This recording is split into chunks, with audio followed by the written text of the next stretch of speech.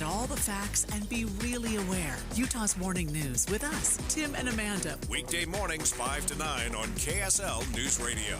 Sneezing, coughing, stuffy nose, runny nose, postnasal drip, interrupted sleeping. I was groggy at the end of the day. Allergies and sinus congestion were making Jana miserable. Then, a friend recommended Navage. Navage provides immediate drug-free congestion relief, flushing your nasal passages with refreshing saline and sucking out mucus, germs, and other airborne irritants. Navage helps you breathe easier, sleep better, and feel your best right away. Navage gave me instant relief. I didn't have to wait 30 minutes. I didn't have to wait an hour, 90 minutes. I didn't have to wait a minute. I ran the rinse and I felt better. Stop suffering from congestion and start breathing and feeling your best again with Navage. Navage. I've had people ask me how I find relief, and I tell them Navage immediately. This thing is amazing. Navage is available at Navage.com or at Walmart, Walgreens, CVS, and Rite Aid. A happy place comes in many colors. Whatever your color, bring happiness home with CertaPro Painters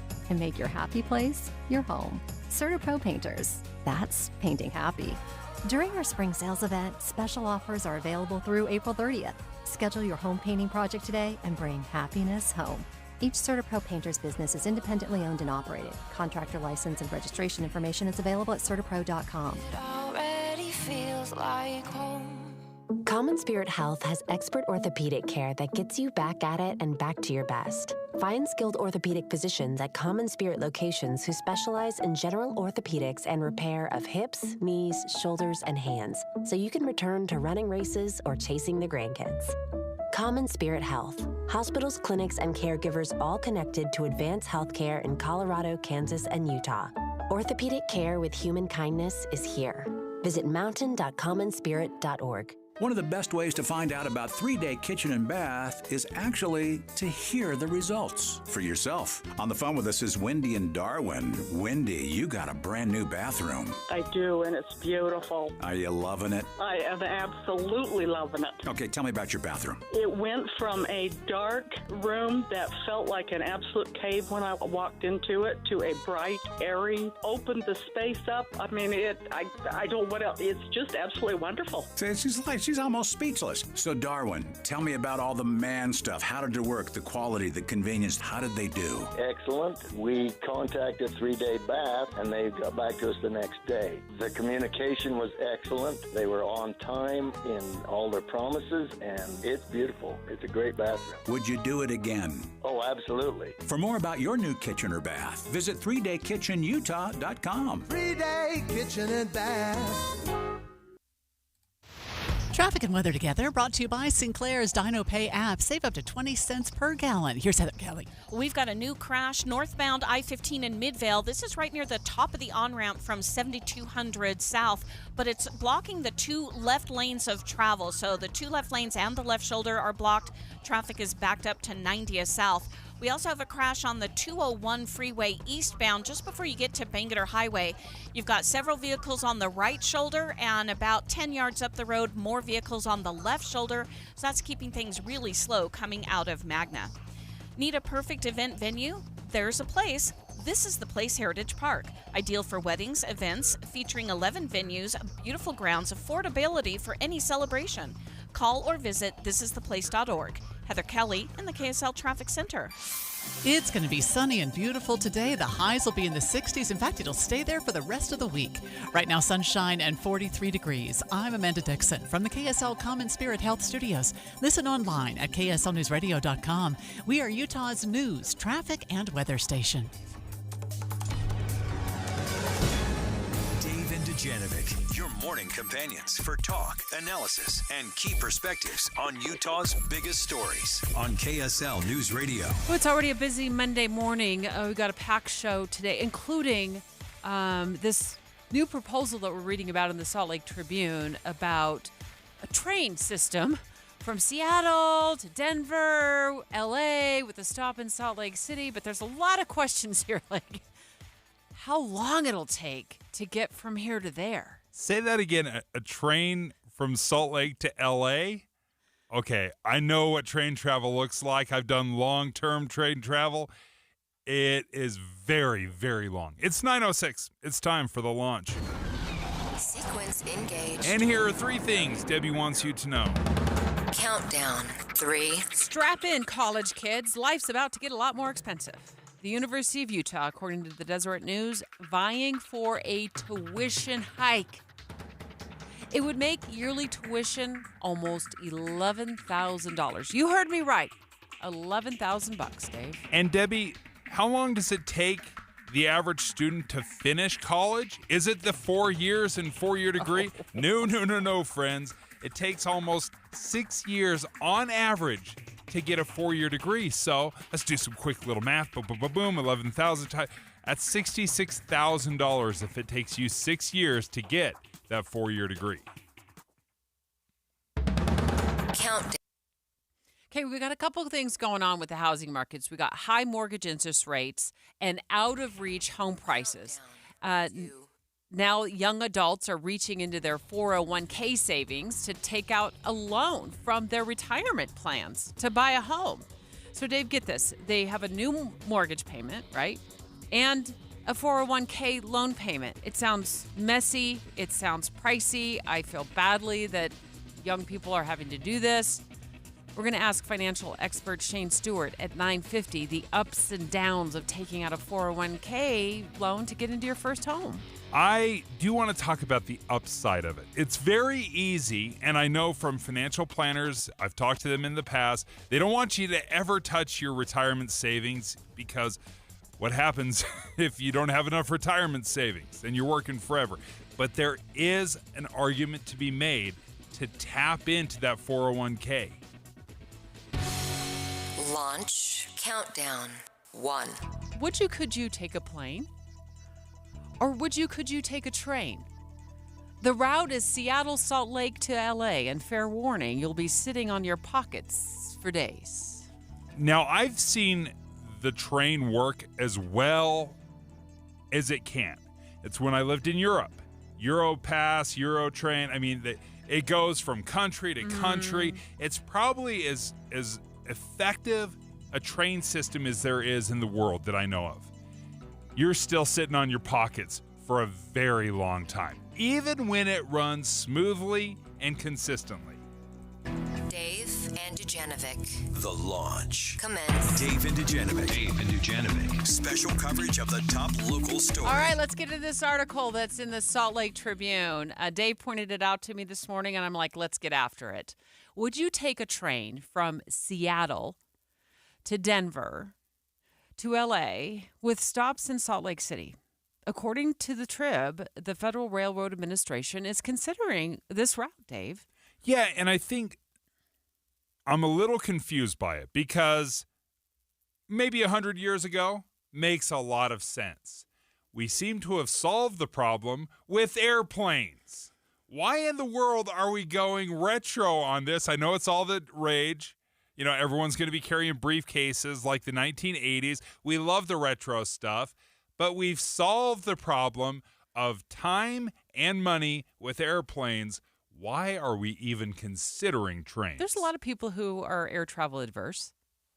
Maybe you're that person that was sitting next to the seats where the side panel blew off that Boeing plane, and you're like, I've had my fill. Mid-flight, the entire panel gets ripped away, and you're like rolled down the window's flight. Or you're that person that wants the experience of train travel. Take the Heber Creeper.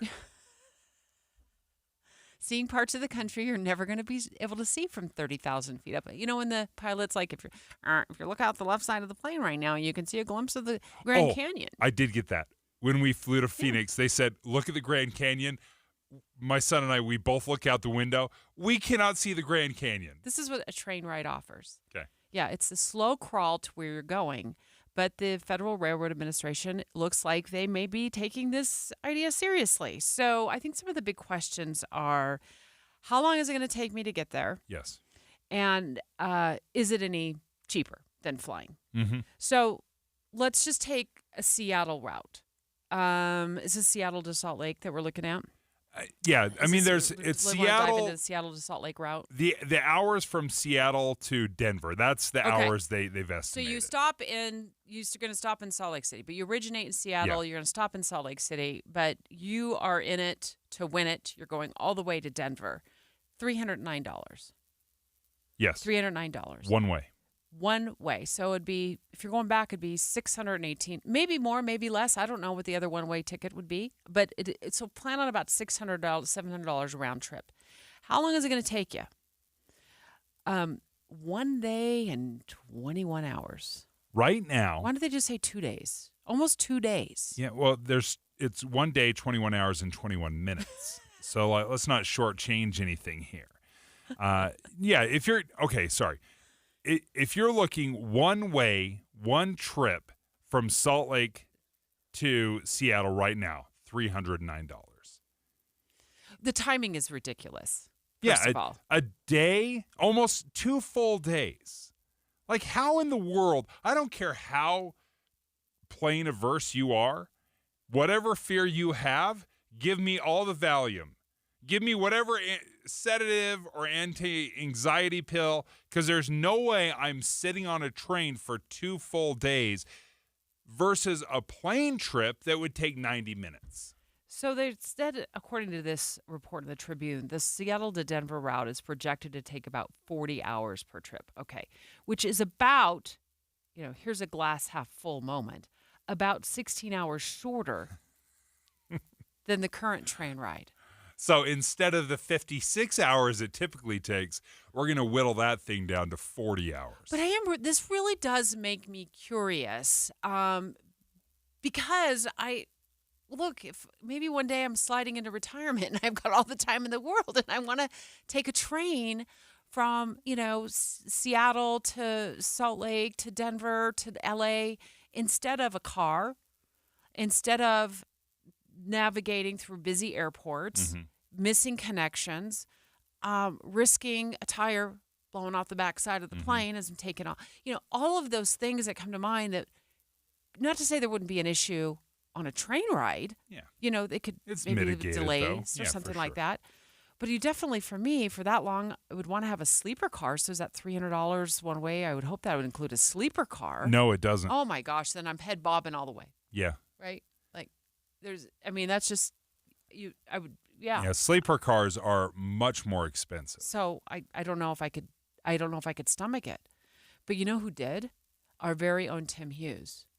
He was literally on Utah's Morning News this morning, Dave, talking to me about the train ride from Hades he and his wife took with their little kids all across the United States. Oh my goodness. Yeah. So all across the U.S.? All across the United States. Our very own Tim Hughes joining us next on the train ride from Hades and what his experience was like. Straight ahead. Dave and Dujanovic. A lot of us are filling our workdays with podcasts. When you're working, go to KSLNewsRadio.com. Click on Dave and Debbie's podcast and pick a topic and story length. Podcast with Dave and Debbie. Then get to work with KSL News Radio. While not quite spring, it's been pleasant. Sunny skies, mid-50s. But we all know, in Utah, that can change in a moment. A sure sign of spring is a wind. It helps to know what you're facing each day with traffic and weather together every 10 minutes on the 9s. We have you covered on KSL News Radio. I just elevated my checking account with Utah Community Credit Union. Tim, I'm so blown away at what I get with my elevated checking account at UCCU. I get so many benefits. I get cell phone protection and roadside assistance. The one that blows me away the most is telehealth. I actually get zero copay telehealth with my checking account from UCCU. Did you know you also get a 0.25% loan discount? It's one of the many things. And if you like to travel or you're on the road quite a bit, a free ATM nationwide. 30,000 ATM locations that you can use while you're out. Utah basketball star Walker Kessler and Utah Community Credit Union have come together to announce this brand new elevated checking account with more benefits, more savings, more online protections than ever before. Yeah, there's even something for dark web monitoring, which I have never heard of before, but you can find out more by just going to uccu.com. and open an elevated checking account online or stop by any branch. UCCU, you're going to love where you bank. Hi friends, Dan the Laptop Man here from PC Laptops. I get a lot of emails from people all the time. Here's one. Dear Dan, I hear your talk about a lifetime service guarantee. Free? Really? Please help me avoid all your fine print and be honest about what free means. You understand that we should be very wary of a free offer. Signed, Skeptical. Hi, Skeptical. I remember 22 years ago when we started PC Laptops and our lifetime service guarantee, people thought it was too good to be true. Well, after a decade, people started believing me a little bit. But it's been 22 years of having the privilege to serve our friends and neighbors like you. Our lifetime service guarantee has become the most trusted warranty in the industry. You can get a brand new PC Laptops desktop computer, and they start at only $29 a month. Check us out at PCLaptops.com. That's PCLaptops.com. Here's to seeing you soon, Skeptical. Devotion to country, service to Utah. Brent Orrin Hatch had a front row seat, watching his father serve our state faithfully in the Senate. A constitutional conservative and lifelong Republican, Brent Orrin Hatch is a champion for the rule of law. He's running for Senate to stop this lawless president from destroying our country from within. Hatch will fight to secure the border once and for all and take on Mexican drug cartels to halt the flow of deadly fentanyl. Brent Orrin Hatch knows the national debt is just as big a threat to national security. Hatch won't rest until the budget's balanced and won't cave to the big spenders in both parties. Pro-life, deeply committed to religious liberty, rock-solid Utah conservative. Brent Orrin Hatch for Senate. Paid for by Conservative Outsider PAC, which is responsible for the content of this advertising. Not authorized by any candidate or candidates committee. www.copac.us. Tim and Amanda. Yes, KSL is a trusted institution. I mean, it's a 100-year-old institution, and I know that with that legacy comes a responsibility and a trust. But I want you to know, we have diverse voices at this radio station. Young people, we have people of all different ages, of all different cultural backgrounds, who put their 2 cents into what stories we cover from day to day, a voice that is given to those stories. When I've been kicking around the Salt Lake City market for 40 years, I felt like I needed a decade of radio under my belt before I even attempted to climb that mountain. So as important as KSL is to you, you need to know that it's an important institution for both of us and something that we take very seriously, in the responsibility of providing the right news and information for you and your families every day and carrying on the tradition of this great radio station. Utah's Morning News between 5 and 9 on KSL News Radio. With the 3 things you need to know this hour, I'm Amanda Dixon. First, the countdown begins. Governor Spencer Cox has until Thursday to sign or reject the hundreds of bills on his desk. Second, 2 officer-involved shootings resulted in 1 death and 1 recovering in the hospital. Third, tax day is just 4 weeks away. You have until Monday, April 15th to get those taxes filed or file an extension. Right now, it is sunny and 43 degrees in Salt Lake City. Back to Dave and Dujanovic on KSL News Radio.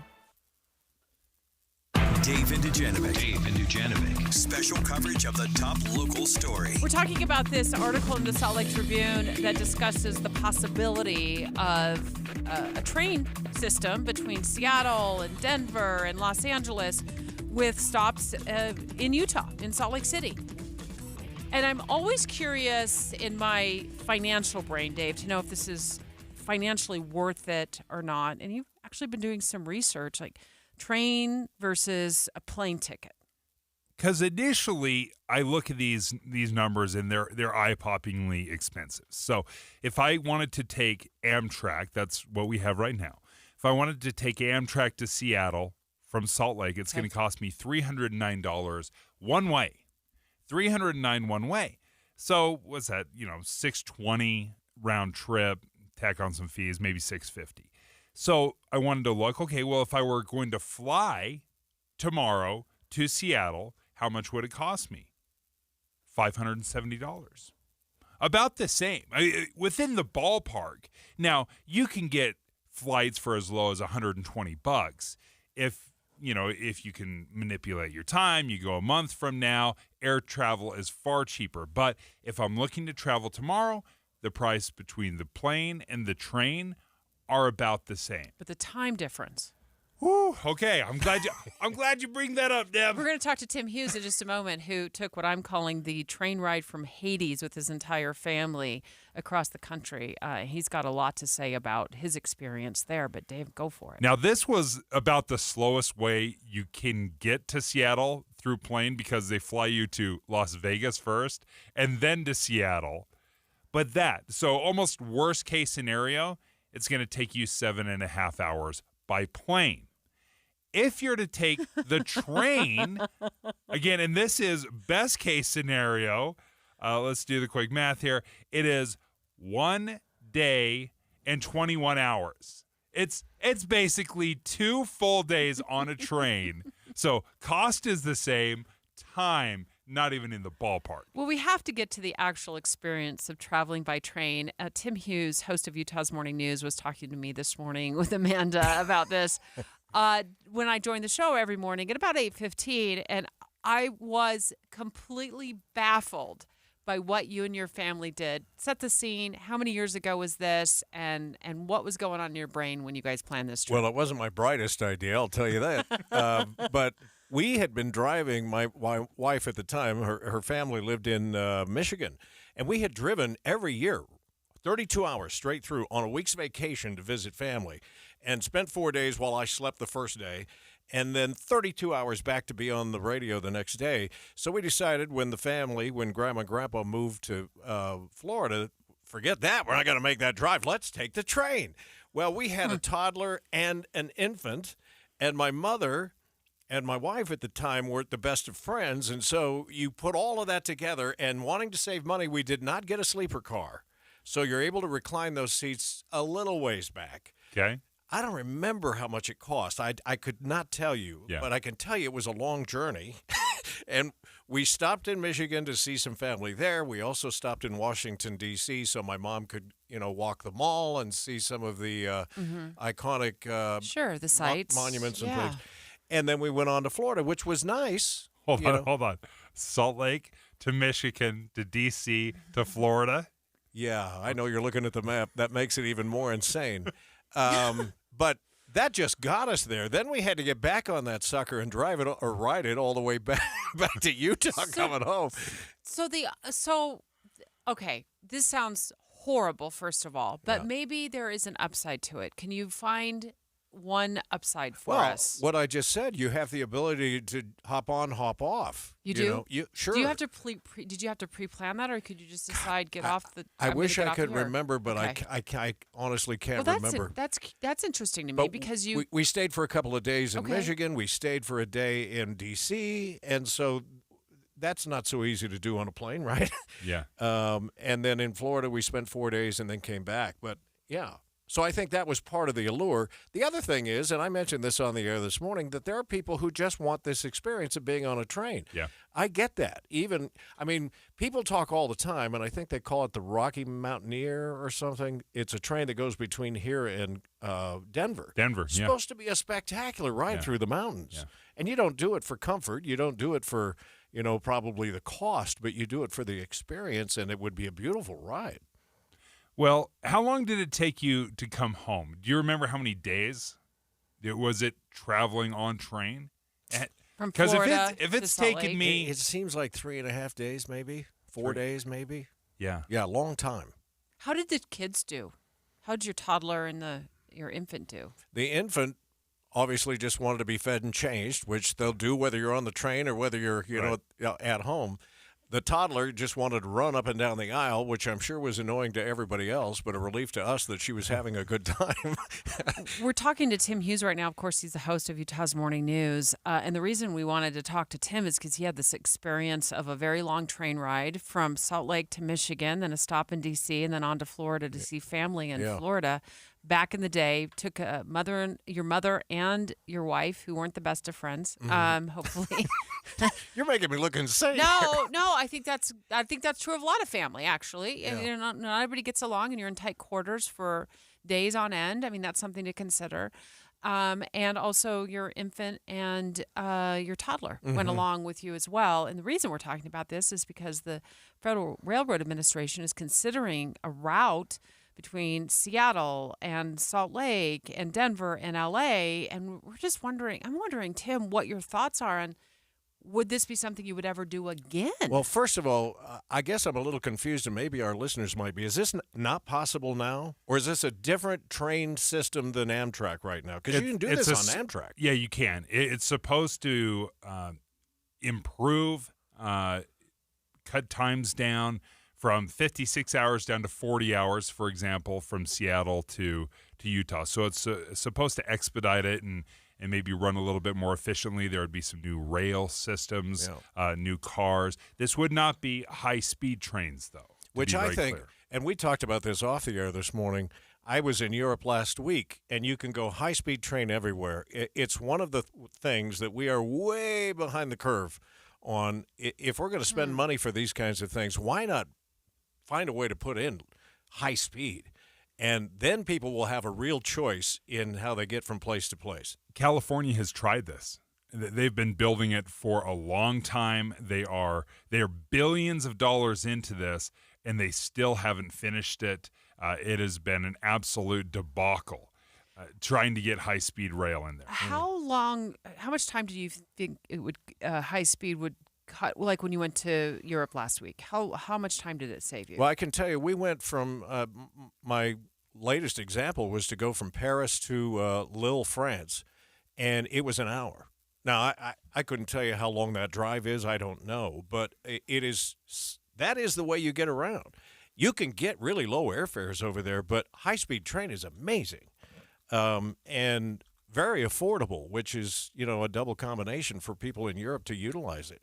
I don't know, though. Does that require – I'd love to know whether that requires a different lay of tracks, because of the speed or something rail. like that. A lot of questions. And I just checked your time from Paris to Lille, France, 3.5 hours drive time. Okay. And it was like an hour train ride. An hour train ride. So that is the benefit of high speed, and certainly it would be a lot, longer if you were on a snail train, like what we're looking at here. It sounds like, a turtle train. And this is a network. This isn't just Seattle to Denver, Salt Lake. This is all across the country, hitting spots in Milwaukee, Chicago, New York, down to Florida. So this is a network that would hit the major cities in just about every state.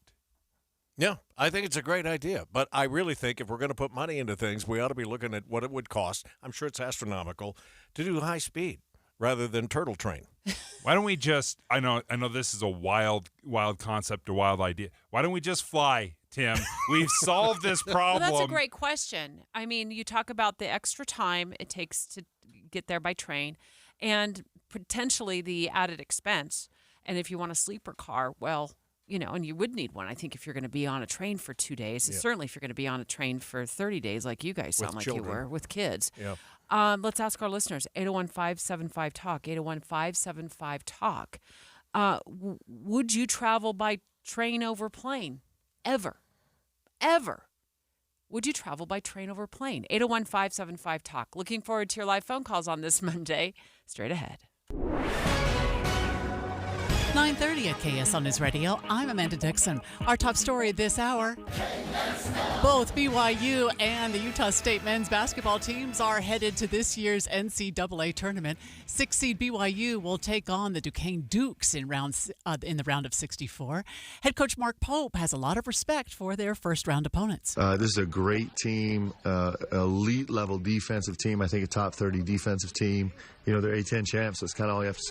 Tip-off for that game is Thursday at 10:40 a.m. The 8th-seeded Utah State Aggies are looking for their first tournament win since 2001. They'll play TCU on Friday night. University of Utah fans can watch both the men's and women's teams play postseason hoops this year. The Lady Utes are going dancing as a 5-seed in the NCAA tournament, while the men's team will play in the NIT tournament as a 2-seed. The men will play tomorrow night at 9. The Lady Utes will take on South Dakota State in the round of 64 on Saturday night at 8 o'clock. A quick reminder that tax day is just 4 weeks away, ladies and gentlemen. 4 weeks. You have until Monday, April 15th to get those taxes filed or file an extension. Your money at this moment, let's see, the Dow right now is up 176. We're at 38,891. Sunshine today through the end of the week with highs in the 60s every day. KSL weather is next. KSL News Time, 9:32. Here's a way to get breaking news updates anywhere you go. At the store or in a work meeting, you can get breaking news on your phone. You can quickly read it, swipe, or click for more. It's super discreet, super fast. That's the app for KSL News Radio. Millions and millions of Americans are dealing with some sort of fight, struggle with addiction. So if you have a family member or a loved one, if you yourself are struggling with this and you're not exactly sure what to do, what the next step is, let me tell you a little bit about Renaissance Ranch. I think you're really going to appreciate what Renaissance Ranch offers for family support. They offer these free family support services. They do this by online classes. They are open to the public. You can attend as many of these open classes as you want to, as you need to.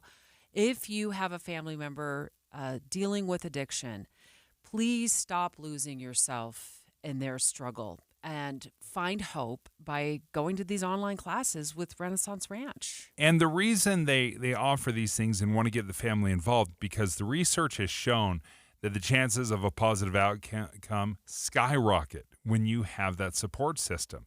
So all you have to do is go to renaissanceranch.com to learn more about these free online classes open to the public. Find out more at renaissanceranch.com. For the ones who work hard to ensure their crew can always go the extra mile, and the ones who get in early so everyone can go home on time, there's Grainger, offering professional-grade supplies backed by product experts so you can quickly and easily find what you need. Plus, you can count on access to a committed team ready to go the extra mile for you. Call, click Grainger.com, or just stop by. Grainger, for the ones who get it done. Don't you love an extra $100 in your pocket? Have a TurboTax expert file your taxes for you by March 31st to get $100 back instantly. Because no matter what moves you made last year, TurboTax makes them count. That means getting $100 back and 100% accurate taxes, only from Intuit TurboTax. Must file by 3/31. Credit only applicable to federal filing fees with TurboTax full service. Offer can be modified or terminated at any time. Do you know how to tell if a clogged drain is something to worry about or not? What's up, everybody? I'm Mike Wilson with Any Hour Services, and I understand it's annoying and inconvenient, but sometimes a clogged drain can be a sign there's a more serious issue with your sewer main line. If the drains in the lowest level of your home aren't draining, or you flush a toilet and it comes up somewhere else like a shower or a floor drain, I'm urging you to look at this as more than just an annoyance. The last thing I want you to experience is a sewer backup. If you're a homeowner experiencing any of these issues, the first step would be to snake the line to see if it's just a blockage, which one of our drain techs can do for only $29. Yep, you heard that right. Any Hour Services will snake any drain line with normal access for only $29. Sinks, showers, tubs, toilets, floor drains, laundry drains, even that sewer main line that connects to the city. We'll snake any line for just $29. For help with your drain issues, call Any Hour Services at 801-443-7700. You can Google Any Hour Services. You can even schedule online at anyhourservices.com. No one helps more homeowners than Any Hour Services. Traffic and weather together, brought to you by Sinclair's Dino Pay app. Save up to 20 cents per gallon. And here's Heather Kelly. Well, the earlier crash on northbound I-15 at 7200 South in Midvale has cleared. All the lanes have opened, but it's going to take time for the residual delays to clear out. So right now, you're still stop and go coming up from 90th South in Sandy. We also have delays remaining on the 201 freeway. This is eastbound between 5600 West and the Bangor Highway area. That has got a crash blocking both shoulders on the right and the left just before you get to Bangor. Use Superior Water and Air for all your HVAC and plumbing needs. Call 974-9090 or visit superiorwaterandair.com. Superior Water and Air. Heather Kelly in the KSL Traffic Center. It'll be sunny today. Highs will reach the 60s, and it'll stay there for the rest of the week. We get up to 67 on Wednesday. Right now, it is sunny and 45 degrees. I'm Amanda Dixon from the KSL Common Spirit Health Studios. Listen online at kslnewsradio.com. We're Utah's news, traffic, and weather station. Dave and Dujanovic, your morning companions for talk, analysis, and key perspectives on Utah's biggest stories on KSL News Radio. We take your live phone calls right now, 801-575-TALK. Would you travel by train if more routes were offered? Over a plane. Would you travel by train over a plane? 801-575-TALK. Dave spotted this article in the Salt Lake Tribune this morning. It has to do with the Federal Railroad Administration looking at increasing routes between Seattle and Denver and LA with stops in the Salt Lake City area. And got us curious if we would go for a train over a plane ride. UDOT had already applied to the federal government to be a part of a grant program that connected essentially Idaho, I'm trying to remember, I think it was Boise down to Las Vegas. Mm-hmm. And it failed in part because the Railroad Administration asked UDOT, hey, could you give us some more quantitative data? Meaning, will you let us know what's the ridership projections? What's the demand out there? How much is it going to cost? And UDOT had to respond, we don't have that available at this time. We don't know what the demand would be. We don't know how much it's going to cost, which seems like pretty important questions that you would need to answer. And this proposal that they're looking at, I think they're going to do more work on that this spring, which is just a couple of days away. It would take a significant amount of time to get from, Salt Lake to Seattle, for example. An hour or 1 day, 21 hours and 21 minutes. 1 day, 21 hours and 21 minutes. Now, if you're going to fly to Seattle, I don't know, on a good day, if you've got a tailwind, you can probably get there in 90 minutes, right? Yeah. So there's some, advantages to train travel. I'm trying to figure out what those were. We talked to Tim Hughes of Utah's Morning News. He took what I called the train trip from Hades, from Salt Lake to Michigan, stop in Washington, D.C. to see the sights so his mom could see the sights, and then ended up seeing family in Florida. It sounded like days on end, took his baby and his toddler along. And he said, the upside was you could make those stops. You see a lot of the country. You could make those stops. I feel like I would have to be in retirement. You'd have to have such a loose schedule that you could really take advantage of that, because there is some truth. If you're going to hit several destinations, different cities, and you don't know exactly how long you want to stay, fly by the seat of your pants kind of travel, then maybe. But again, we're talking about pretty short traveling distances, right? If we're looking at Denver, for example, right now, if you were to jump on Amtrak, how long is that drive? Maybe 8 hours to Denver? Hours. 8 hours to Denver. 8.5 hours. It's 15 hours by Amtrak. Now, if you go over Vail Pass in January, you might get stranded. Oh, for sure. Yeah. If you're driving. But I'm sure trains don't have those same issues that cars have. 801-575-TALK, taking your live phone calls. Also loving our Facebook family this morning on KSL News Radio's Facebook page. Thank you so much. Tons of comments there on whether you would take a train over a plane if more train options were available. Now, mind you, the one we're talking about right now would not be high speed. Okay, it's not going to be fast to get from here to there. It's also not necessarily going to be cheaper. Might be, but if you want a sleeper car, it's going to be more than $300, which is right now what Dave just found would be the price from Salt Lake to Seattle, be $309 one way. Sleeper car would be more than that. That's that's without the convenience of being able to take a legit nap. Yeah, part of the reason that I'm just scratching my head on this is because it feels like we've solved this problem already, and we're rolling back decades of technology and experience to go back to the rail.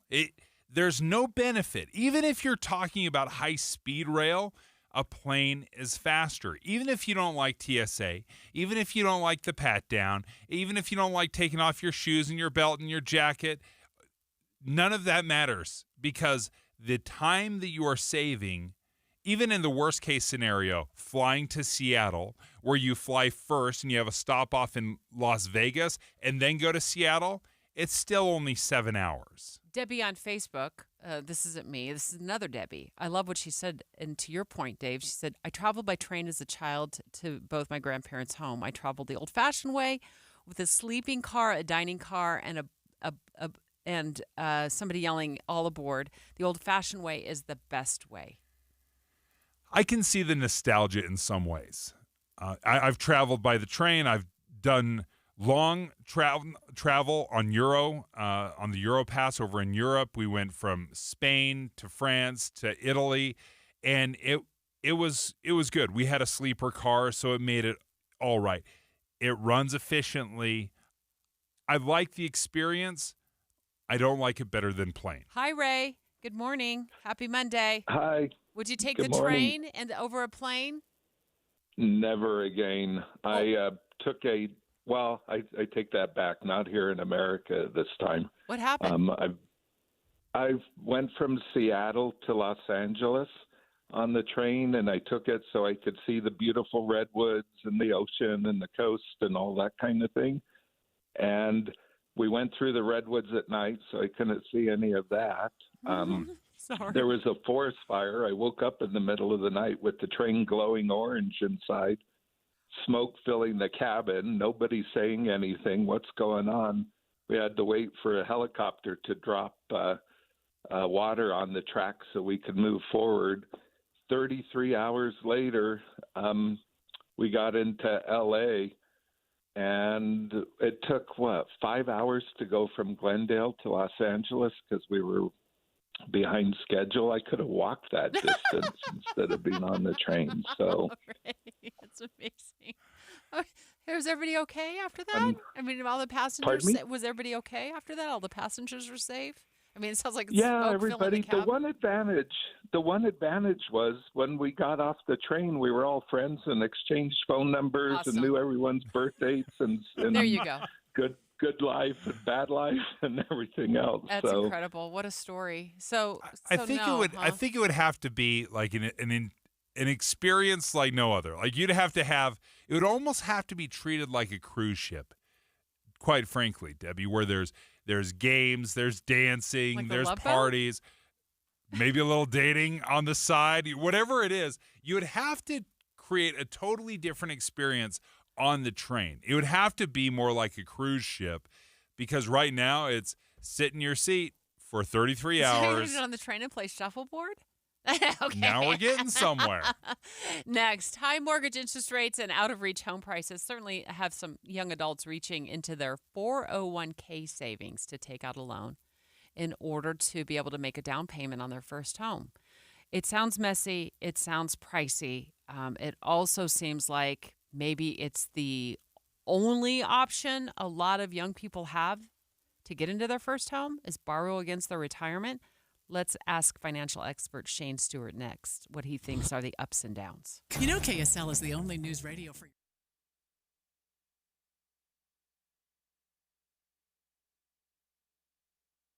Hey, let's think about your little do-it-yourself program that you love to do. Do you ever touch the electrical work in your house? I don't. I am too afraid of getting shocked across the room, so that's why I call the professionals. Master Electrical. Give Master Electrical a call. They have upfront pricing. They have their upfront pricing guarantee. We've been talking about it a lot on this show. I think this is the best part about Master Electrical is their upfront pricing guarantee. The price they're going to quote you at the beginning of the job is the price that you're going to pay at the end of the job, no matter how long it ends up taking them to complete it. Whether it's a small little project like adding a ceiling fan or a few extra lights, making sure your smoke detectors are working, or something larger like generators, all of that comes with the upfront pricing guarantee. Master Electrical is always open, including for those all-important emergency services. So give them a call today. Their phone number, 801-543-2222, 801-543-2222. Or online at masterelectrical.com. KSL Broadcast Group contests are open to participants 13 years of age and older that are residents of Utah, Idaho, Wyoming, and Nevada, unless otherwise specified. Employees or agents of the station, Bonneville International Corporation, or other area radio stations, or any entity associated with the contest may not enter. Persons who have won in the last 90 days from the station contest or event are not eligible. Full general contest rules are available at kslnewsradio.com. Do you hear that? If you're like many people, that's the sound of your money. Just lying there in a checking or savings account doing nothing when it could be out there earning more money for you. But at America First Credit Union, we can give your money a wake-up call. What? What's that? Rise and shine, Bucky. We can get your money working in a high-yield certificate account, earning you a much better return than traditional checking and savings. Up and at 'em, buddy. We gotta go. Huh? Where are we going? To America First. You'll love it there. They're gonna help you do so much awesome stuff. All right, I'm coming. So get your money working with a high-yield certificate from America First. Head to americafirst.com today to check out the latest amazing rates. Subject to membership, eligibility, terms, conditions, and change. Federally insured by NCUA. Hi, this is Julie from the Visitors Bureau in Logan, and things are looking up. The sun is out, and you should be too. Spring break is just around the corner, so book your stay, pack your bags, and come and play. We're kicking off spring break with the annual Original Baby Animal Days at the American West Heritage Center. You'll be spread out over 160 acres of beautiful scenery while you pet all the baby animals like lambs, goats, piglets, bunnies, and chicks. March 28th through the 30th also features exotic animals. You can see baby bears from Yellowstone Bear World April 3rd through the 6th, which is also when Baby Animal Days combines with the annual Mountain Man Rendezvous. Watch demonstrations like flint and steel fire starting, bullet making, and leatherworking and scrimshaw. Wait, do you even know what that is? It doesn't matter. Come and see at the American West Heritage Center. Logan has so many great things to do. Come for spring break or anytime you need a break. Vacation in Logan. Just get in the car. ExploreLogan.com. ExploreLogan.com. It's finally time to say goodbye to the snow and hello to spring, and right now is the best time to spring into adventure in an RV from a Motorsportsland RV Center. Through this week, come check out Motorsportsland's season kickoff event and find the RV of your dreams at best of your pricing. Is your next adventure in a Class A motorhome? Come check out our 33-foot Georgetown 33B3 right now and save over $57,000 off MSRP. Or maybe a luxury fifth wheel is more your style. Check out our Durango Gold 386 FLF right now for over $45,000 off MSRP. Want to bring all the toys? Check out our 30-foot Raptor Carbon Series toy hauler on sale now for under $37,000 with financing under $340 a month OAC. Ask about zero-down financing options as well. See details and more amazing deals on premium RVs at motorsportsland.com. Let Motorsportsland help you get away. Motorsportsland.com. S&S Roofing is your trusted source for quality and affordability. They've been the top roofing company in Utah for over 40 years. Schedule an estimate now. Get a free quote at sandsroofinginc.com. With the three things you need to know this hour, I'm Amanda Dixon. First, running around America in 365 days. An Orem man is planning his journey and training religiously to break a Guinness World Record. Second, police are investigating a wrong-way crash that killed one person and hurt two others yesterday morning. Third, federal investigators are looking to another issue with a Boeing plane. A United Airlines flight landed in Oregon just to find an outside panel was missing. It's the latest safety concern in a string of manufacturing issues. Right now, it's sunny and 45 in Salt Lake. Back to David Dujanovic on KSL News Radio.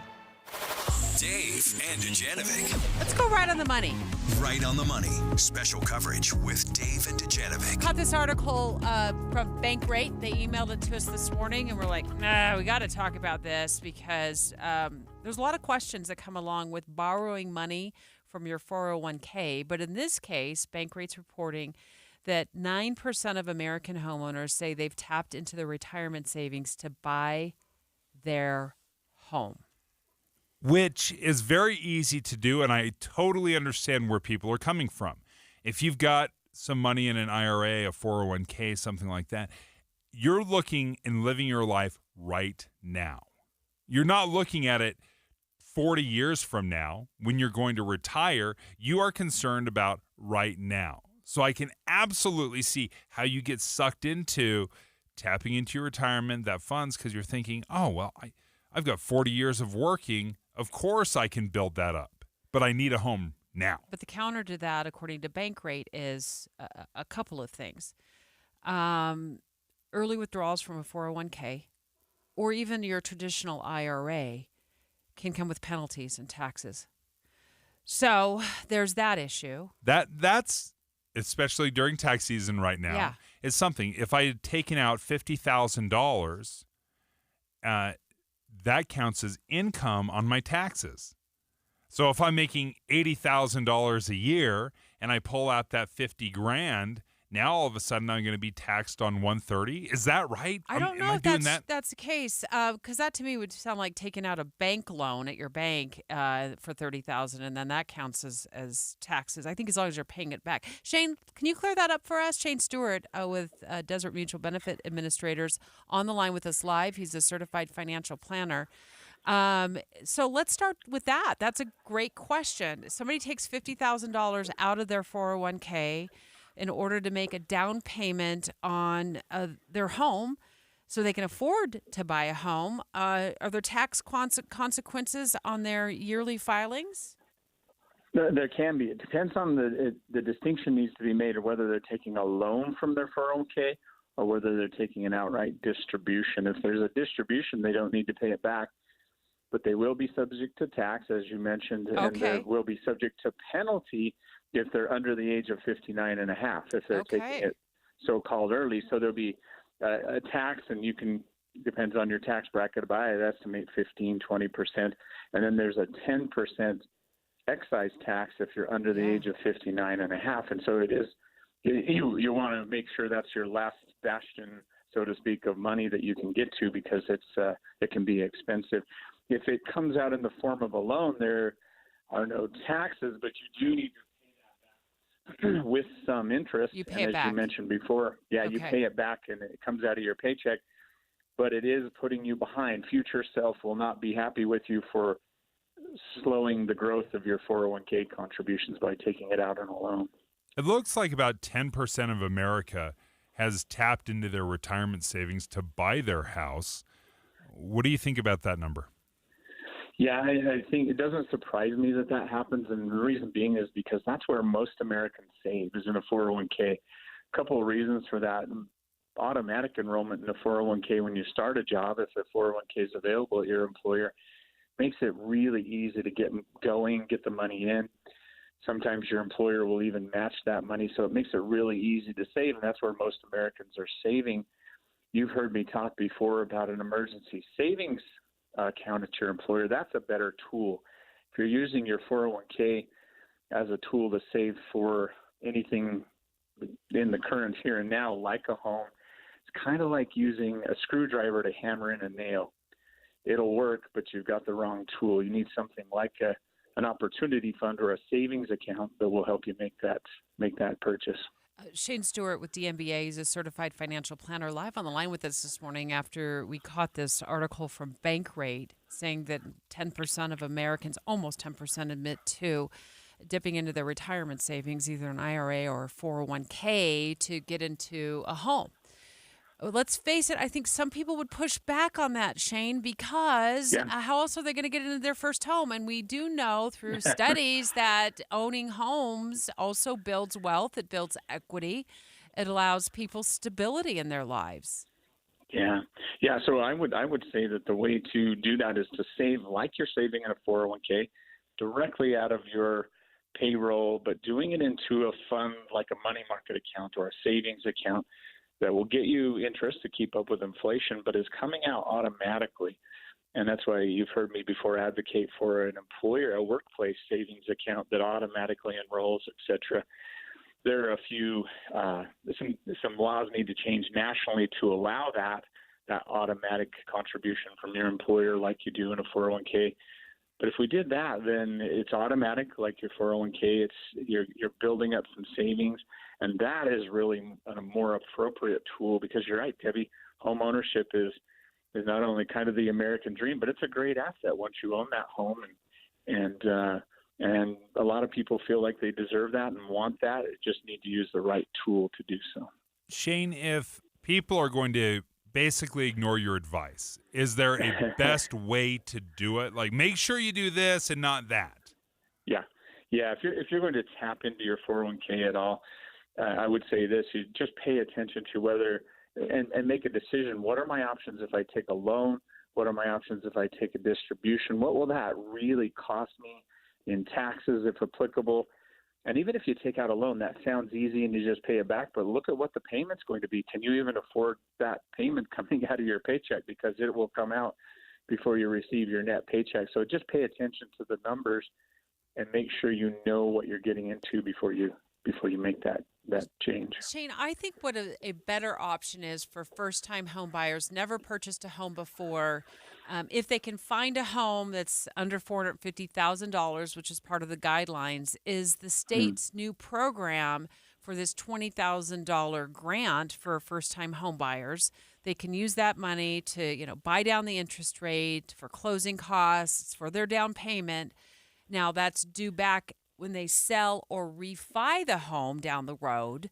That $20,000 is it's just an interest-free loan for first-time home buyers. I would rather them go that route than dip into their 401k if they can avoid dipping into their 401k to buy a home, because I know down payments are outrageous and closing costs and interest rates are a lot right now. So what do you think about that instead? I love that idea. I would say amen to that. There's wonderful state program that they've instituted that you could take advantage of. And there are even federal programs for first-time home buyers where you can buy with no money down, work things out that way. So there are programs that you can look into, especially if it's your first time to buy a home. So amen to that. I think that's a great idea. Shane Stewart, thank you for joining us. Financial planner with the MBA. Certified, of course. Thanks, Shane. Yeah, appreciate it, Shane. I would definitely recommend that $20,000 down payment or whatever you want to use the money for grant program through the state of Utah. I think it's been a great I think there's also been some issues with it, and that is that it's really hard right now to find a home that fits the parameters. It has to be a new home. I think the threshold is under $450,000. So there are some challenges there for sure. It might be a townhome, but let's see if we can get President of the Senate Stuart Adams on the show later this week to talk more about that program as well, to remind us where things are at with that and how much money is left in that pot of money. Another thing to be very aware of is when you are qualifying for whatever mortgage program you have. If you have to put down 20%, that's going to be nearly impossible in some ways, but there are other loans out there, whether it's an FHA loan, that's only 3.5% down. There's other conventional loans that only have 3% down. So make sure you're looking at specific different loans. Speaking of pricey, strap in, college kids. Life is about to get a lot more expensive. University of Utah asking for a tuition hike. The cost of a year of tuition is eye-popping. That's next. KSL FM Midvale. KSL Salt Lake City. From the KSL Common Spirit Health Studios, this is KSL News Radio. Utah's news, traffic, and weather station. It's 10 o'clock at KSL News Radio. I'm Dan Bomas. KSL's top story this hour. Police still trying to piece together what led up to an officer-involved shooting that left one man dead yesterday in Taylorsville. Officers were responding to a domestic violence call when they encountered a man who police say later pulled out a gun. Multiple officers fired their weapons, and the man was taken to the hospital where he was pronounced dead. Our top national story this hour from ABC News. The UN Food Agency warns famine could be dangerously close in northern Gaza. More from ABC's Tom Rivers with that story. World Food Program Chief Economist Arif Hussein speaking in Rome. In northern Gaza, famine is imminent, starting from now till May of this year. So it's a very short window to act. Breaking it down, he says 1.1 million people there are in a catastrophic level of hunger. Tom Rivers, ABC News at the Foreign Desk. Your money at this moment, both the Dow and the NASDAQ trending upward right now. And our KSL weather looks like sunshine as far as we can see. That's next. KSL News Time, 10:01. News doesn't just mean information or dates. It's the story of our local history being told in real time. Be a part of the story. This is Tim Hughes and Amanda Dixon. We hope to be a part of your story. We have you covered on KSL News Radio. Hi there, it's Congressman Blake Moore. My team and I are working hard to advance your priorities in Congress, from addressing federal budget reform on the House Budget Committee to pushing a bipartisan pro-family tax package on the House Ways and Means Committee. We've also enjoyed engaging with you at our recent in-person town halls and staff mobile office hours as we hear your questions, priorities, and concerns. I want to update you all on the things that we are working on and to take your questions. So be sure to join my telephone town hall on Wednesday, March 20th at 1 p.m. by dialing 833-305-1678. That's Wednesday, March 20th at 1 p.m. at 833-305-1678. Visit my website at blakemore.house.gov and follow me on social media at Rep. Blake Moore for details. I look forward to hearing from you then. Paid for by official funds authorized by the House of Representatives. I've always said you can make progress or you can make excuses, but you cannot do both. So no more excuses. I know when it comes to weight loss, you have all kinds of excuses. I'm too busy. I'll do it tomorrow. I'll start next week, after the holiday. Excuses or progress, what do you want? When I decided I was sick of the excuses and ready to make progress on my health and wellness, I turned to SOTA Weight Loss. SOTA, it stands for state of the art because it is state of the art weight loss. You don't have to do it alone. You have someone who can help you every step of the way, deal with your emotional eating challenges, help you make sure you're getting the right fuel into your body so you have health, energy, and vitality. As I've said many times, I lost 37 pounds in under 90 days. I'm 2 years in. And no more excuses, just results. When it comes to your SOTA weight loss journey, there's no time to lose, only time to win. Start winning today at SOTA Weight Loss, SOTAweightloss.com. Ladies, Dave's Bernina makes it easy for you to own a new Bernina quilting machine. We're celebrating National Quilting Month with extraordinary pricing and offers. At Dave's Bernina in Provo and St. George. Saved on the Bernina Q Series quilting machine. All machines are on sale with extra discounts. Such as $5,999 on the Bernina Q16 on adjustable folding table, $8,999 on the Bernina Q16 on 10-inch studio frame.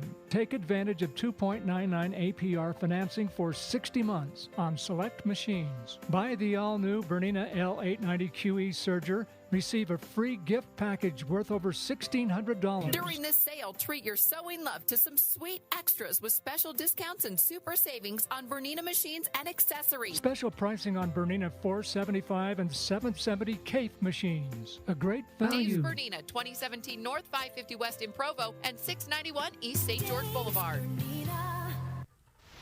Traffic and weather together, brought to you by Sinclair's Dino Pay app. Save up to 20 cents per gallon. Here's Heather Kelly. Well, traffic is barely at a crawl right now. Northbound I-15 as you approach the 90th South exit in Sandy and head all the way up to the I-215 overpass. This is due to a multi-vehicle crash that had vehicles on both sides of the freeway. UHP had to stop all traffic for about 5 minutes or so while they got some of those vehicles moved from the left side over to the right. So now the right lane and shoulder are blocked, but all the other lanes of travel are moving, so hopefully these delays will clear out soon. Heather Kelly in the KSL Traffic Center. Our KSL weather, sunny with highs in the mid-60s through the week. Right now, 48 degrees and sunny. I'm Dan Bomas from the KSL Common Spirit Health Studios. Listen online at kslnewsradio.com. We're Utah's news, traffic, and weather station. Dave and Dujanovic, your morning companions for talk, analysis, and key perspectives on Utah's biggest stories on KSL News Radio. Deseret News reporting that we got to gear up, especially college students, for a pretty big jump in tuition. The University of Utah Board of Trustees, according to the Deseret News, Dave, approved a 3.5% increase for undergraduate tuition for next fall. Here's the eye-popping number that is just, it's set me off. It will cost in-state resident tuition will cost just over $10,646 per year. Almost $11,000. Let's just round up. $11,000 a year for an undergraduate degree program. That I'm just trying to let that process for a minute. Now, a 3% increase. It's outrageous. What do you mean let it process for a minute? Okay, it's outrageous. Okay, but the increase is not outrageous. The 3% increase, that's $300. It's $400 extra, right? The real deal breaker is not the fact that they're going to tack on another $300 or $400 per semester. The heartbreaker is that it's costing $11,000 in total.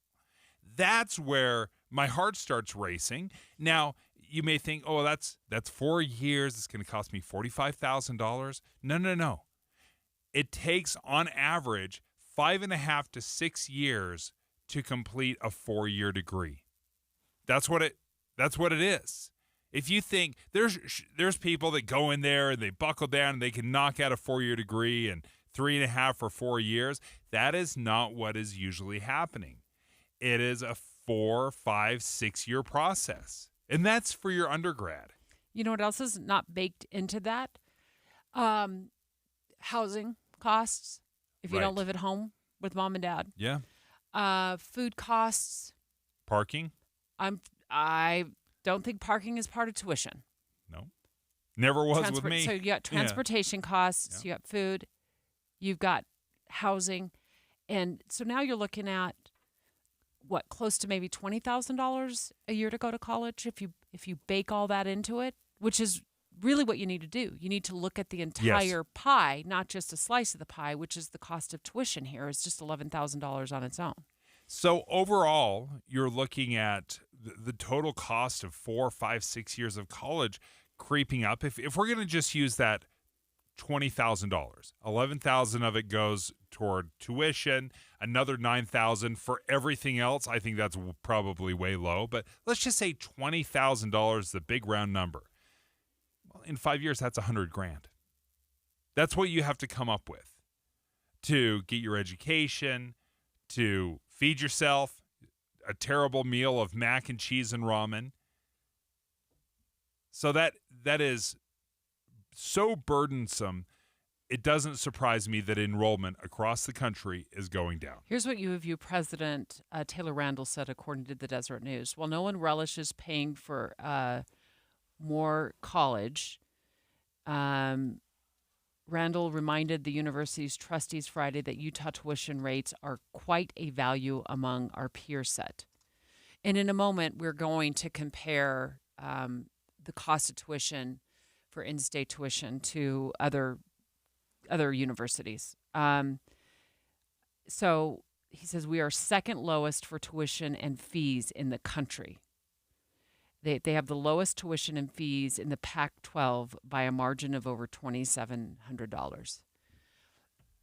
I wish I could say I cared about that. But how so? I don't care how much Arizona State University is charging because my kids are not going to go to Arizona State University. Right. We're not going to be able to afford the out-of-state tuition that ASU Great point. charges. Yeah, exactly. So don't worry about what USC is charging. You're not going to go move to California for a year. That statement to me is a little bit smoke and mirrors. All due respect, I've had great conversations with President Randall, but my kids are not going to attend Arizona State University. They're not going to attend, a university in Washington State. Look, we're like a lot of Utah families. Money ain't grown on trees in the backyard. We scraped and saved every single month for 3 kids to go to college. So by the time they were 18, they had somewhat of a college savings plan, but it wasn't nearly enough back then. And it certainly wouldn't be enough now to even cover a year and a half's tuition for one child, a year and a half's tuition. Now, we had 3 separate accounts, but a year and a half would be able to cover in-state tuition at the University of Utah. And this was saving, correct me if I'm wrong, basically at birth. You guys were We started with savings bond. Yeah. We were literally like the wild, wild west of savings in our home. So for savings 18 bonds. years, how does that make you feel? If I Sick. can tap into your emotions a little No, bit. You saved for 18, 19 years to be able you to still pay have to come for out of pocket. a year and a half? Yeah, you still have to come out of pocket. Or they need scholarships, which 2 of our kids got athletic scholarships out of state. So tuition was waived, still paid for housing and room and board, which was fine. And discount programs. Like, what do you mean by that? Well, there's certificate programs you can go to, or their dad, my ex-husband, teaches at Salt Lake Community College. And so there's a discount available. We're going to talk more to schools, universities, and colleges in Utah about this, because if you go to work for one of these as a parent and you're working there full time, you can get a discount, a tuition waiver for your child. I have a lot of friends who have done this as well. So you're just scraping around for ways to be able to afford it, and this does not help. You say it's only $350. Well, that is just another $350. And we went over the list of other things it's not covering. It doesn't necessarily cover all of the fees. It doesn't cover your housing. It doesn't cover your food. College has just gotten so expensive. I never thought I'd say this, Dave, but I would be telling my kids, let's look at different routes. Let's look at different routes. You're coming over to Team Dave? Who can afford $100,000? Yeah. This is obscene. Well, and another layer to that is not only are you having to pay for it, but you've got an opportunity loss as well. Say they just went out and got a full-time job somewhere making $30,000, $40,000 a year. Well, over 5 years, that could be well over $150,000 that they've earned in wages. So there's an opportunity cost that goes into going to school. The math, the return on investment is not as easy as it used to be. And I think we need to have a real serious conversation, number one, with our kids. What are you going to college for? Like, sell me on it. Is it just general learning? Is it putting off adulting? Or do you have a plan? Well, I would say this about that, though. They're adults. Why do they have to sell you on it? Yeah, you're still a kid, though. They don't. If you're not paying, they shouldn't have to sell you on it. But they should sell seriously themselves on it. There you go. Sell Sit down themselves. and, ask yourself that tough question. Right. I agree. I just want to point that out, that they're adults now. They can make those decisions, and sometimes, it works out to be a great decision for them. But this doesn't even include the cost of, a graduate degree program, master's program. They want to go on and get their doctorate. They want to get into medical school, which we're going through right now with our youngest daughter, and she's going to get in, but it's not going to be cheap. Salt Lake Community also looking at a tuition hike. Southern Utah University also looking at a tuition hike, more in the neighborhood of 3% down there. Utah State University, 3.5%. SLIC is about 4%. So it's not just the University of Utah. I don't want to just pick on them. It just so happens that tuition in state is going to be nearing $11,000 a year. And as you were talking about higher education, whether it's a master's degree, Taylor Randall, president at the University of Utah, mentioned that some programs across the country for a master's degree can cost $200,000 for a program. I'm speechless. Now, that's not what it costs up at the University of Utah. There's subsidies. I get there's a lot to it, but it just speaks to how long is it going to take you to pay off all these loans and these investments? Is $11,000 a year to attend the University of Utah worth it or not? 801-575-TALK, 801-575-TALK. We're taking your live phone calls next. Dave and Dujanovic. Dave and Debbie go out of their way to make sure you hear all sides of a story. They're working the phones to get several viewpoints on for you. Hi, it's Tim and Amanda. We get you the full story, too. We have you covered on KSL News Radio.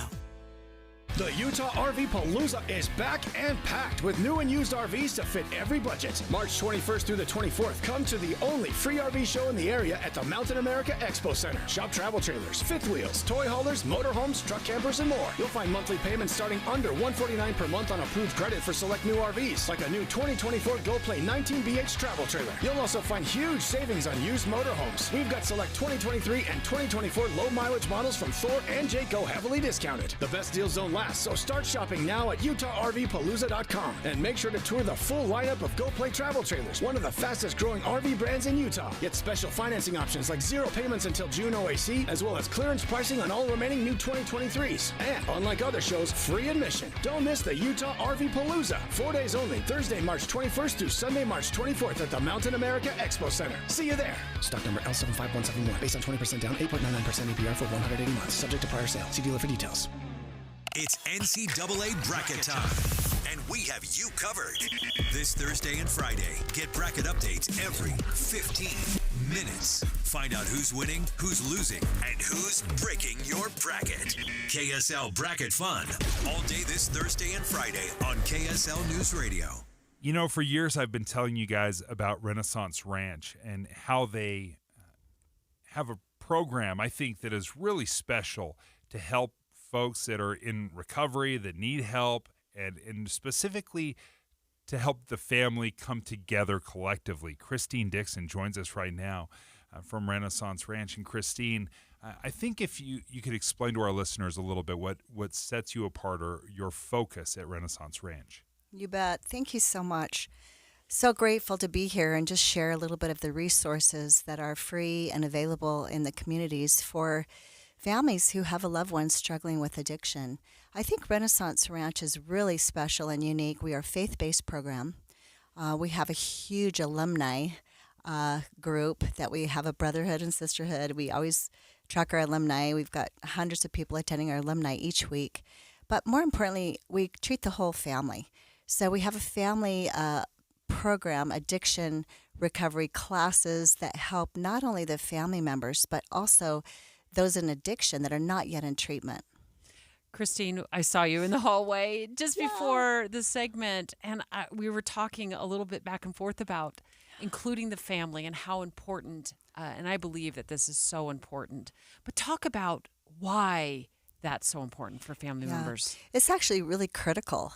The National Institute on Drug Abuse did a nationwide study with families, and they found that when there's someone in treatment, if they have a support person, they have a 78% higher likelihood of maintaining long-term sobriety. And not only that, but the family members, they need hope and healing and resources just as much as those suffering with addiction. It truly is a family disease. That's a great point, Christine. If you don't mind sticking around, I want to continue this conversation, but you can learn about these classes. You can find out more by going to the website, renaissanceranch.com. That's renaissanceranch.com. Getting your biggest tax refund from Jackson Hewitt can lead to some spirited reactions. Jackson Hewitt, yeah! Jackson Hewitt is so sure they'll get you your biggest refund that if they don't, you get your money back plus $100. Jackson Hewitt, yeah! Switch to Jackson Hewitt and we'll beat what you paid last year, even if you filed online. Yeah! Ain't nothing to it. Switch to Jackson Hewitt and pay less for tax prep, guaranteed. Proof of prior year payment required when filing. New clients only at participating locations through April 7th. Terms at jacksonhewitt.com. Tired of hearing scary radio ads about the IRS? Tax Relief Advocates is different. TRA is here to tell you that if you owe money to the IRS, whether it's $5,000 or $500,000, we have a solution. TRA can eliminate or reduce what you owe to the IRS with zero risk to you. If we can't reduce your tax debt, then you pay nothing. We have a 5-star rating on Google and Yelp and an A+ with a BBB. End your tax nightmare today by visiting TRA.com or call 800-583-6681. That's 800-583-6681. Any Hour Services can help you make sure your furnace keeps you warm this winter. Whether you need a tune-up, a repair, or a second opinion about replacing it, call Any Hour Services or visit anyhourservices.com. With the 3 things you need to know this hour, I'm Dan Bomas. First, Taylorsville police still sorting out what happened with an officer-involved shooting over the weekend. Second, BYU's policy of not playing on Sunday may have cost them a higher seeding in the NCAA tournament. Third, the United Nations Food Agency says famine is imminent in Gaza More than 1 million people are at risk. 48 degrees and sunny right now in Salt Lake City. Back to Dave and Dujanovic on KSL News Radio. Dave and Dujanovic. Dave and Dujanovic.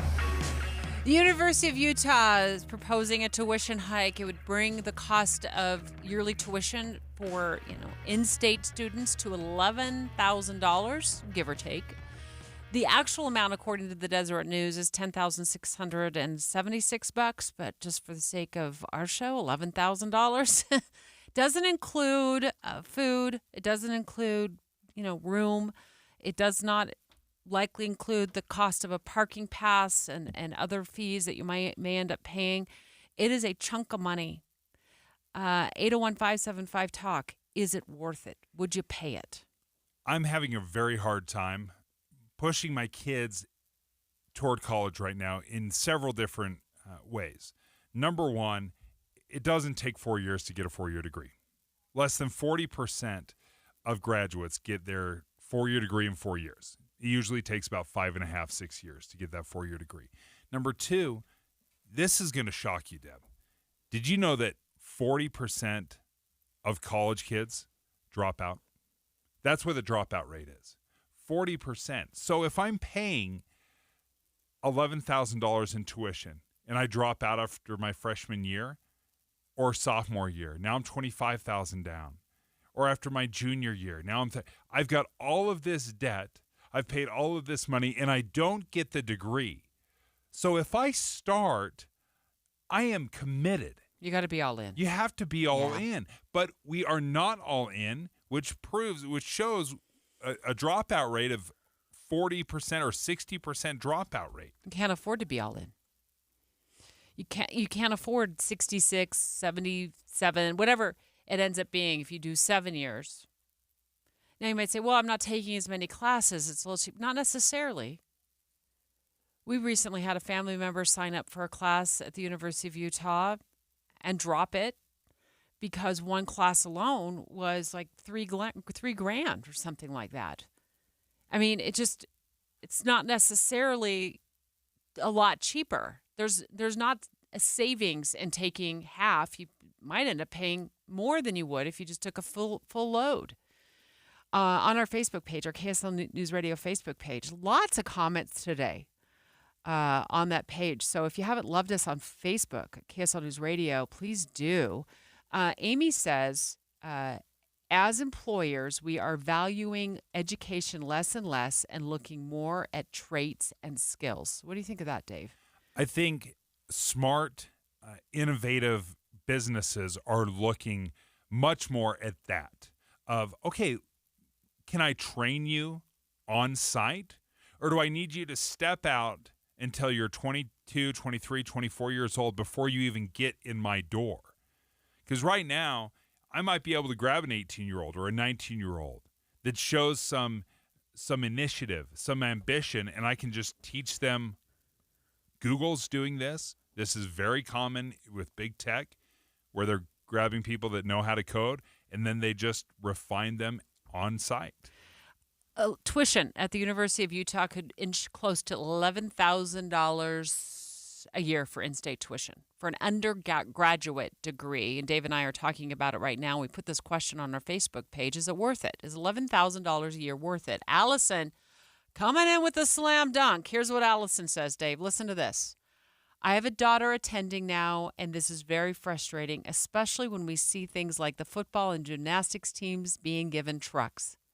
My daughter is on a partial academic scholarship, is constantly applying for more scholarships, so she doesn't have crazy student loans.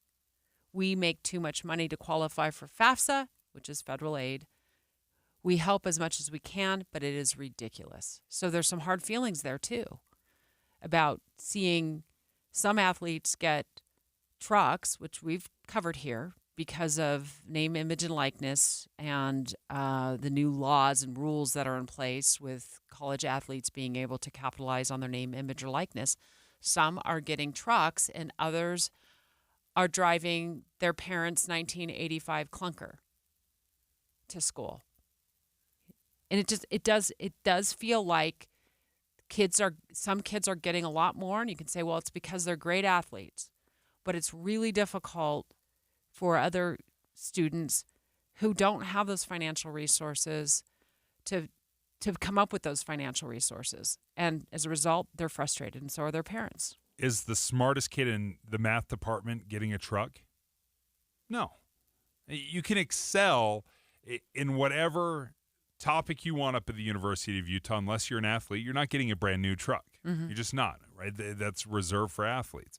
Now, the argument you make that over the life of your career, college graduates make about $1 million more collectively. But I think once you start looking at opportunity lost by going to college for 4, 5, 6, 7 years, whatever it might be, when you look at the cost, the student loans, the opportunity, there's a lot of factors that go into that where all of a sudden $1 million over 40 years of a That sounds like a lot of money to me. It's about $25,000 a year. That's sounds what like a lot of money to me. It sounds like a totally different lifestyle kind of money to me. $1 million over 40 $25,000 a year. Yeah, it sounds like a totally $25,000 a year more, a couple $1,000 a month more in your paycheck. Sounds like a totally different lifestyle to me. But you bring up some great points too, Dave. I'm looking at the dollar. Diploma. I'm looking at the dollar signs though too. Now here's an important part of this that I think we have not seen good research, and I think this is a crucial part of the research that we need to do.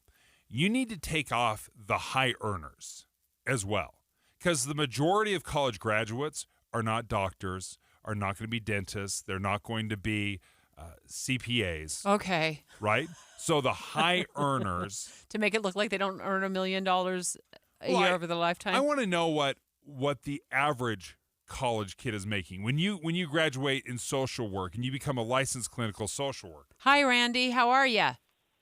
Good. How are you? What do you think about this $11,000 a year for in-state tuition for an undergraduate up at the U? I mean, I wouldn't pay that. I'm a firm believer that the 4-year degree for both situations is a bit of a racket. I mean, I want my doctors and my lawyers and, especially like my nurses and stuff to have an education and a degree. I want to know they know what they're doing.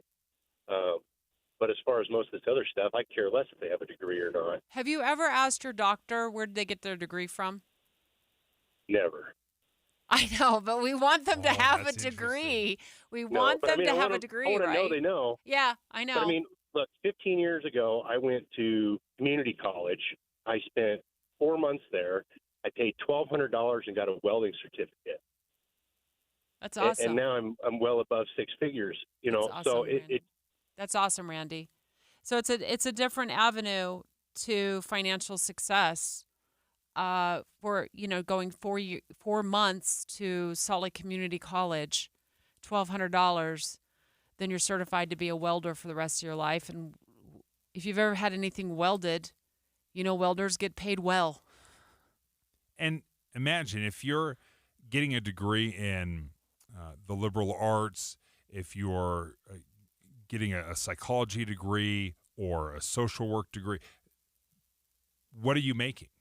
Is this $1 million more over your lifetime? No, it is not, especially when you're talking about all the student loans that you're going to have to pay back over the next 20, 30 years. Next, Gen Zers feel like they're never going to be as financially set as their parents. When I heard this Pew Research come out this morning, I was listening to Utah's Morning News. It made me feel sad. It made me feel sad that kids today just don't feel like they're going to be as financially set as their parents. But I've got some news for you. I'm going to share with you straight ahead what I felt like in 1989 when I graduated college. Yeah, I'm going to share what I felt like next. It's 10:30 at KSL News Radio. I'm Dan Bomas. KSL's top local story this hour. BYU men's basketball team arrives in Omaha tomorrow to get ready for their Thursday morning NCAA tournament game against Duquesne. But there's been grumbling on social media about BYU getting a number 6 seed, even though they should have been in the first 5 seed, according to the selection committee's own rankings. It impacted BYU seeding. It's okay in the first round, but in the second round, they might have to play 3-seed Illinois. KSLSports.com BYU insider Mitch Harper tells Utah's Morning News BYU dropped to a 6 seed because they don't play on Sunday. CBS Sports says the 5 seed BYU would have received went instead to Gonzaga. Our top national story this hour from ABC News. Mega Millions and Powerball lottery jackpots are climbing again. Mega Millions up to $875 million. Next drawing tomorrow night. Powerball is up to about $600 million. The odds of winning those lotteries are about 300 million to 1. Your money at this moment, the Dow Jones average and the NASDAQ both trending up right now. And our KSL weather looks like sunshine, clear out through the week. That's next. KSL News Time, 10:31. You know what's great about KSL's traffic coverage? Trained traffic reporters and real listeners. Trading information and making the commute safer and faster for everyone. Every 10 minutes on the 9s, we have you covered on KSL News Radio. This Monday Tax Tip is brought to you by Susan Spears, CEO of the Utah Association of CPAs. Do you have a dependent in college? Do you depend on tuition tax credits to reduce your tax liability?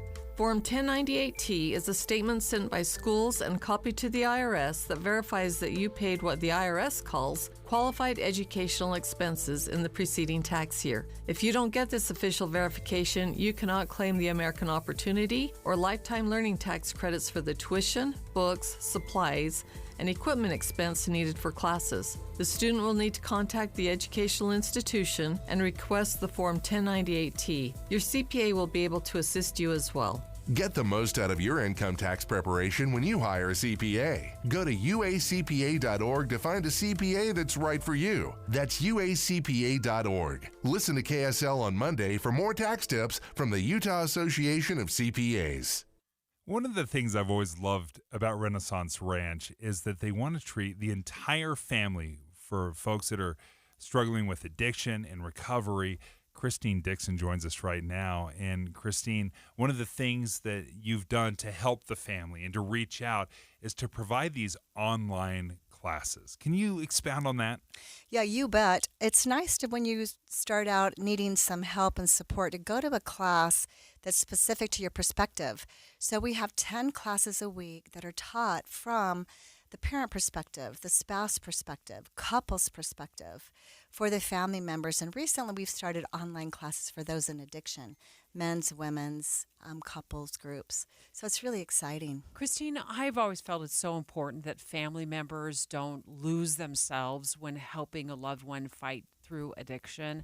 And I love these online free classes that you offer. Give us some ideas of what some of the topics are, if you will. Well, you bet. Yeah. It's interesting. When AA started back in the 1930s, it was a miracle, right? As we look back, millions of people have found recovery through 12-step programs. But the relationships were not healing. So they started a worldwide program called Al-Anon, right, to help the family members. And when they started that, they also started using the 12 steps with the family members. Now they're all speaking the same language. They're understanding recovery. They're getting the resources. They're all on the same page. Now the relationships are healing. We follow the same model. It's just absolutely phenomenal. I love that. Now we're all speaking the same language because that's part of the recovery, right, is to have a support system where everybody's understanding each other and where they're coming from. Right. And it's a spiritual program, too. When you look at AA, the 12 steps include higher power, right? So our groups include a Healing Through Christ manual that is specific for family members, and then we also have one for those struggling in addiction. And that manual includes lust, which pornography right now is probably one of the biggest problems that we're having with people because it's such a shaming illness. And so it's really cool to be in a group where you feel safe. It's people that have your own unique challenges. And these classes are free. They're open to everyone. Again, there's 10 classes a week. It's just like a click away, on Zoom. How easy is that? It is so easy. And the way you can learn more about this, go to their website. RenaissanceRanch.com is the website. You can find these free online classes. Just go to RenaissanceRanch.com.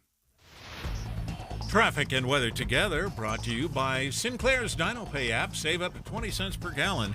Here's Ricky Meese. Or here's Heather Kelly. No delays anywhere across the Wasatch Front. Traffic is moving well now, northbound I-15, even through Sandy and Midvale, where we had an earlier crash.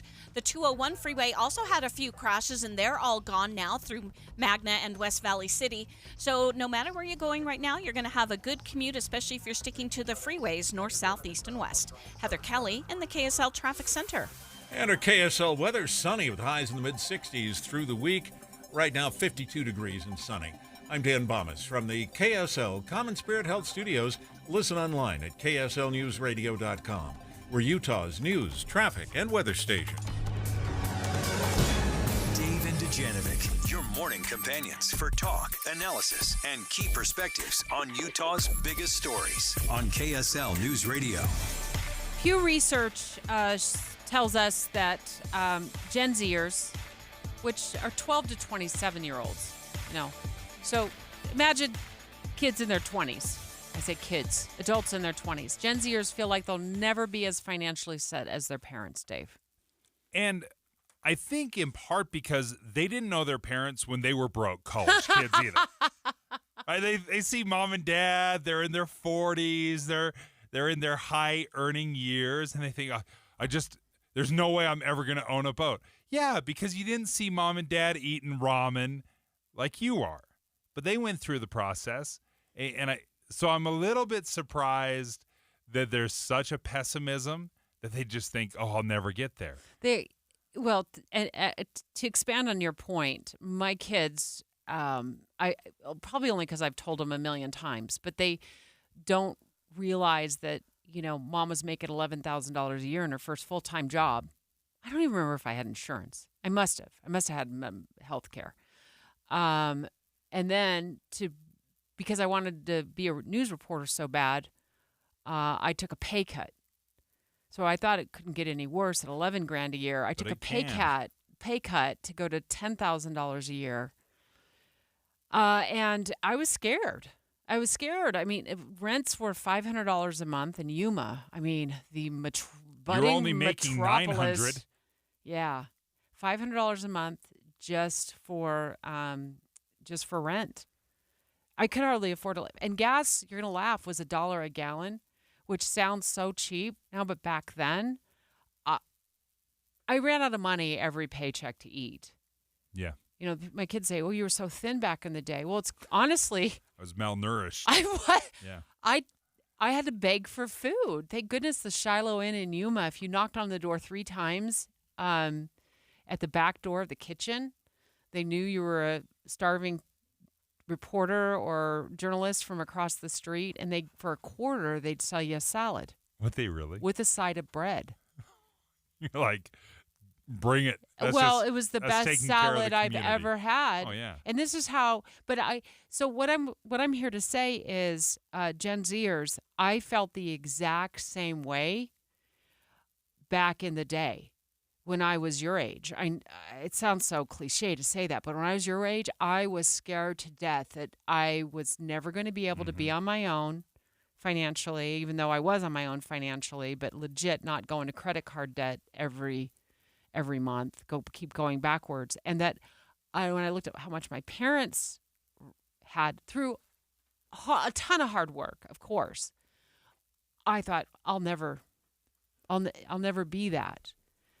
But that being said, we're going to talk to a not Gen Zer anymore, Caitlin Johnston, in just a moment, because I feel, she's our producer, and I do feel like things are a lot different with housing prices and, the cost of living now. Well, in part, I think one of the things that millennials or zillennials or Gen Z are struggling with, and I have some kids right in this age category, is their expectations, quite frankly, are way too high. Like, I lived in some genuinely dangerous, dirty, garbage places. Dicey, yeah. Yeah, super dicey places. My kid lives in a nicer place than I did until I bought my first home. Like, it's just, the standard is, when I was growing up, my mom and dad, there was no air conditioning. We got a swamp cooler. Like, that was a huge win when we got a swamp cooler about 10 years to owning a home. We lived in about 1,400 square feet. And I think our expectations, or the kids' expectations of what they should have, are just way too high. Believe it or not, Pew Research says Gen Zers today are doing much better than young people in the 90s when it comes to wages. Ooh, say that again. Yeah. Gen Zers are doing much better today than young people in the 90s when it comes to wages. It's pretty significant, too. So why aren't they feeling it? It's about, when adjusted for inflation, it's about $20,000 now for median income, $20,000. Back in the day, that was about $15,000. Yeah. Caitlin Johnston, our producer, you're not 27 anymore. You're inching toward 30. Mm-hmm. But do you feel this way? Do you feel you'll never be as set financially as your parents? I mean, I don't want to say never, because if you just have a negative attitude, that's what you're going to think and that's what you're going to do. So, but it's a lot harder to just have that stability. I think the word is stability that we're all craving, because I feel like you could talk about the poor college years. You struggle in college. But I'm 5-6 years out of college now, and I still struggle. I don't want to move out of my apartment because I'm grandfathered in, and I know that I still pay a lot, but like much more than when I moved in. But I know that it's going to be significantly more, and I'm going to struggle even more. So even being out of college for a while, it's just really hard to keep up with everything. So I don't know. It's a tough thing, but I don't really want to say I'm never going to be better off, because I don't want to live my life that way. Yeah. But you want to be optimistic. I'm not close. I had to let go of a lot of things. Like I thought I would own a home in the next, like by 30. Could I still? Yeah, but I don't think it's right for me right now. Like there's just a lot of things, and it just feels like our work that we were always told to work very hard and it'll pay off. It just kind of feels like that gets farther and farther away. I do believe in hard work. I do work hard, but it's just like I thought I would have so much more. I don't know, opportunity, money, investments, a house. I don't know. I have a car, so that's good. But one of the reasons that Pew Research found that Gen Z doesn't feel that they're better off, even though technically they are financially better off, they're making more than previous generations, is because they are drowning in debt. Yeah. Inflation, today's expenses has played into it. Housing. Yeah. I look at the debt, student loan debt has exploded in the last 15, 20 years, 10 years specifically. But that was something, when you and I were going to college, we could do it and walk away debt-free. I don't think anyone can do that anymore. Well, when I went to college at Arizona State University, I pulled out old tuition papers. It was like $800 a semester. Yeah. Come on.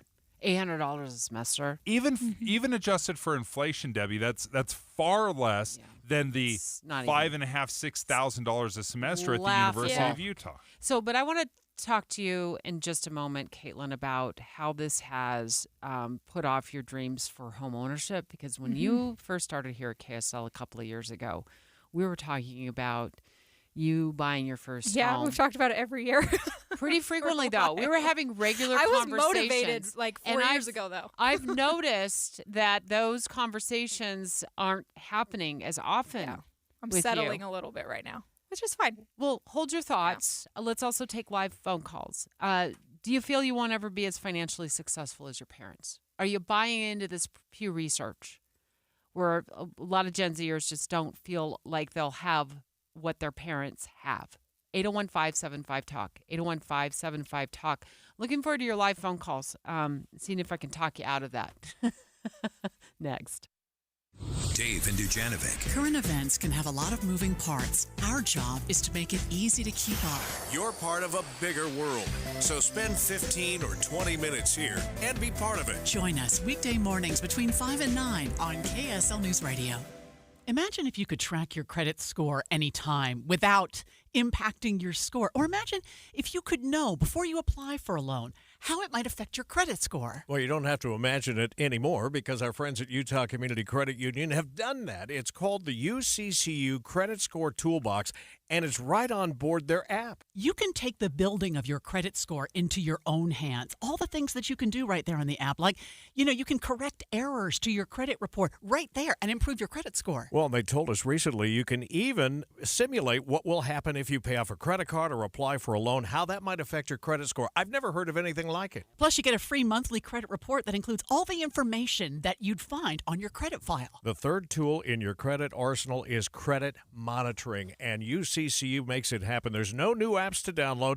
The Credit Score Toolbox is right inside the UCCU mobile banking app. Available now for free. UCCU. Love where you bank. For years, you've heard me talking about Renaissance Ranch, and the reason I love talking about Renaissance Ranch is because they have a program and a focus for addiction and recovery that really speaks to me. And it's getting the entire family, the loved ones, involved in the recovery process, because research has shown, Christine Dixon, who's joining us right now, research has shown that if you have a support system, if you have loved ones involved, the chances of your recovery and sticking with recovery skyrocket.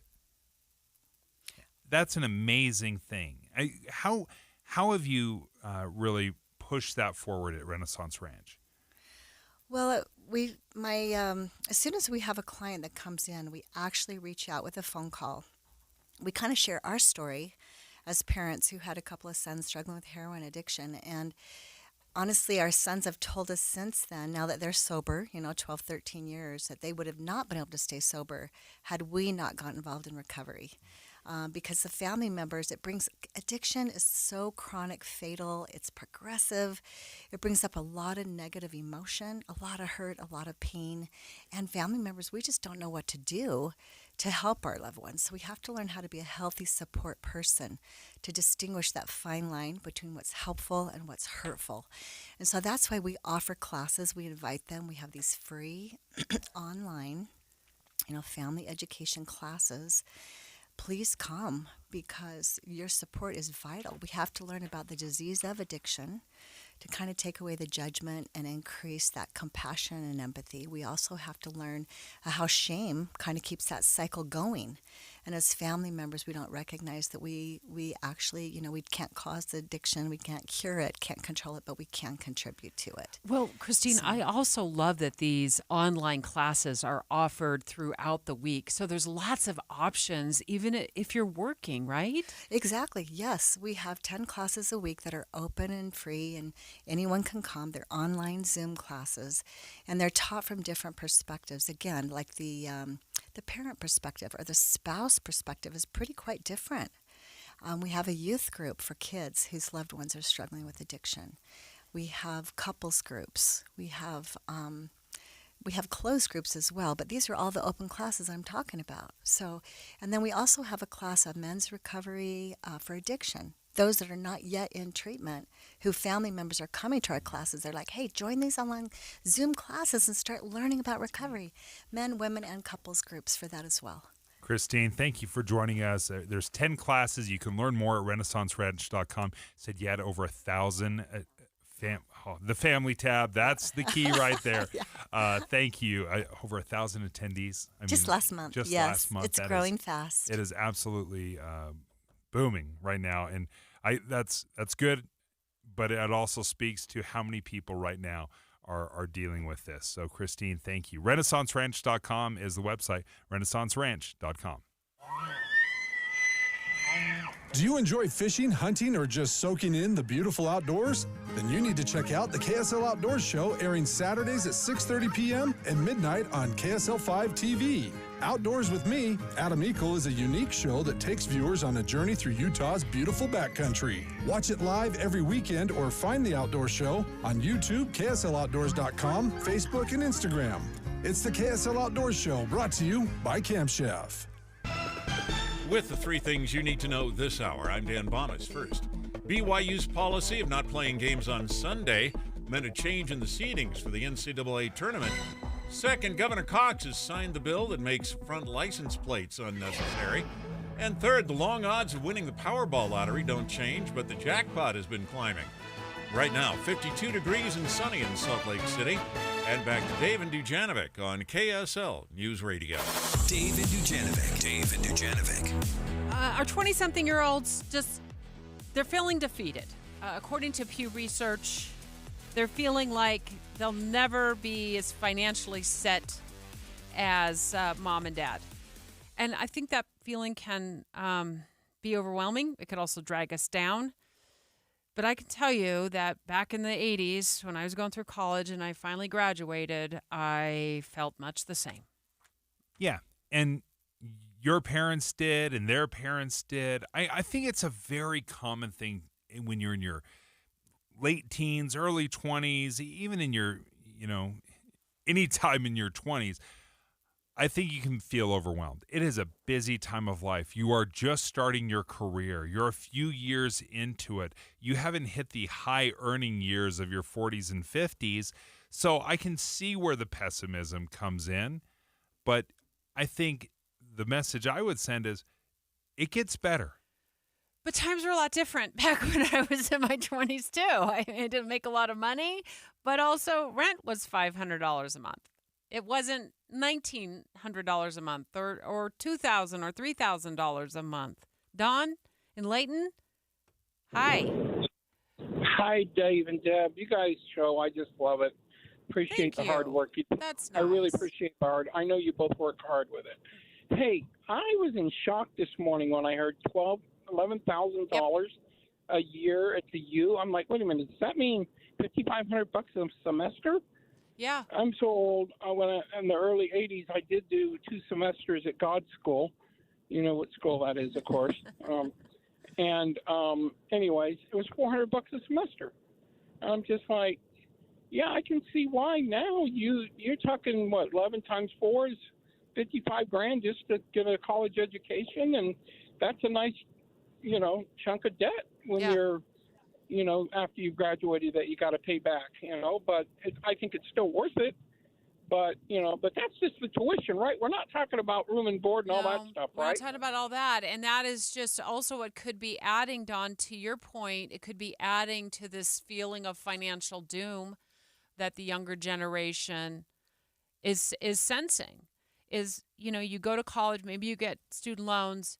Now you graduate 50, 60, 70, maybe $100,000 just for your undergraduate degree. And then if you want to go on and get a master's, you want to get a doctorate, bam, you're just set back for life. You're going to be paying that back forever. One of the things I've seen change drastically in the years since I went to college to now, which is 25 years plus, is the number of degrees that are available. Back in the day, you could really, I think, tie a degree to a better paying job. Right now, there are so many degrees available. You can get a British Studies degree up at the University of Utah for your $11,000 a year, $5,500 a semester. What does a British Studies degree turn into? What's your return on investment? What are you going to be able to demand from your employer with that degree? Like, I want to know, practically speaking, and I'm not just picking on the University of Utah, it's every university out there. We spoke specifically to University President Taylor Randall about this, and he said, we're offering degrees that are not paying for themselves. We have to address that. We're talking right now about this Pew Research study that shows that Gen Zers who are up to age 27, like 12 years old to 27 years old, who feel like they'll never be as financially set as their mom and dad. Caitlin Johnston, our producer, on the outskirts of Gen Z, 29 years old. Have you felt this way? Yes. Excuse me. But yeah, I just think that our hope is just diminished a lot easier. And maybe it is a lot of expectation, but I just think that it's harder to get launched, launch into these things. Is the price of a home in Utah? Yes. And you grew up here. I already know what you're going to ask. Yeah, you know what I'm going to ask.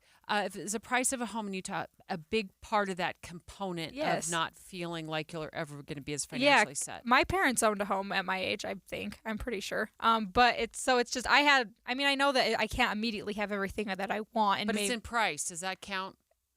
They paid $65,000 for their home. I'm pretty sure. Did mom authorize the release of that information? No, but I have asked her the question when it was in, I don't know when they moved into it. But yeah, and so it's a bargain. Even in price, though, the houses that you could find, because I've been like, well, what if I moved back to price? I'm not doing that. But you look because you're curious and you see, but the houses are going, there's one in my neighborhood right now that's like $300,000. It's sitting there.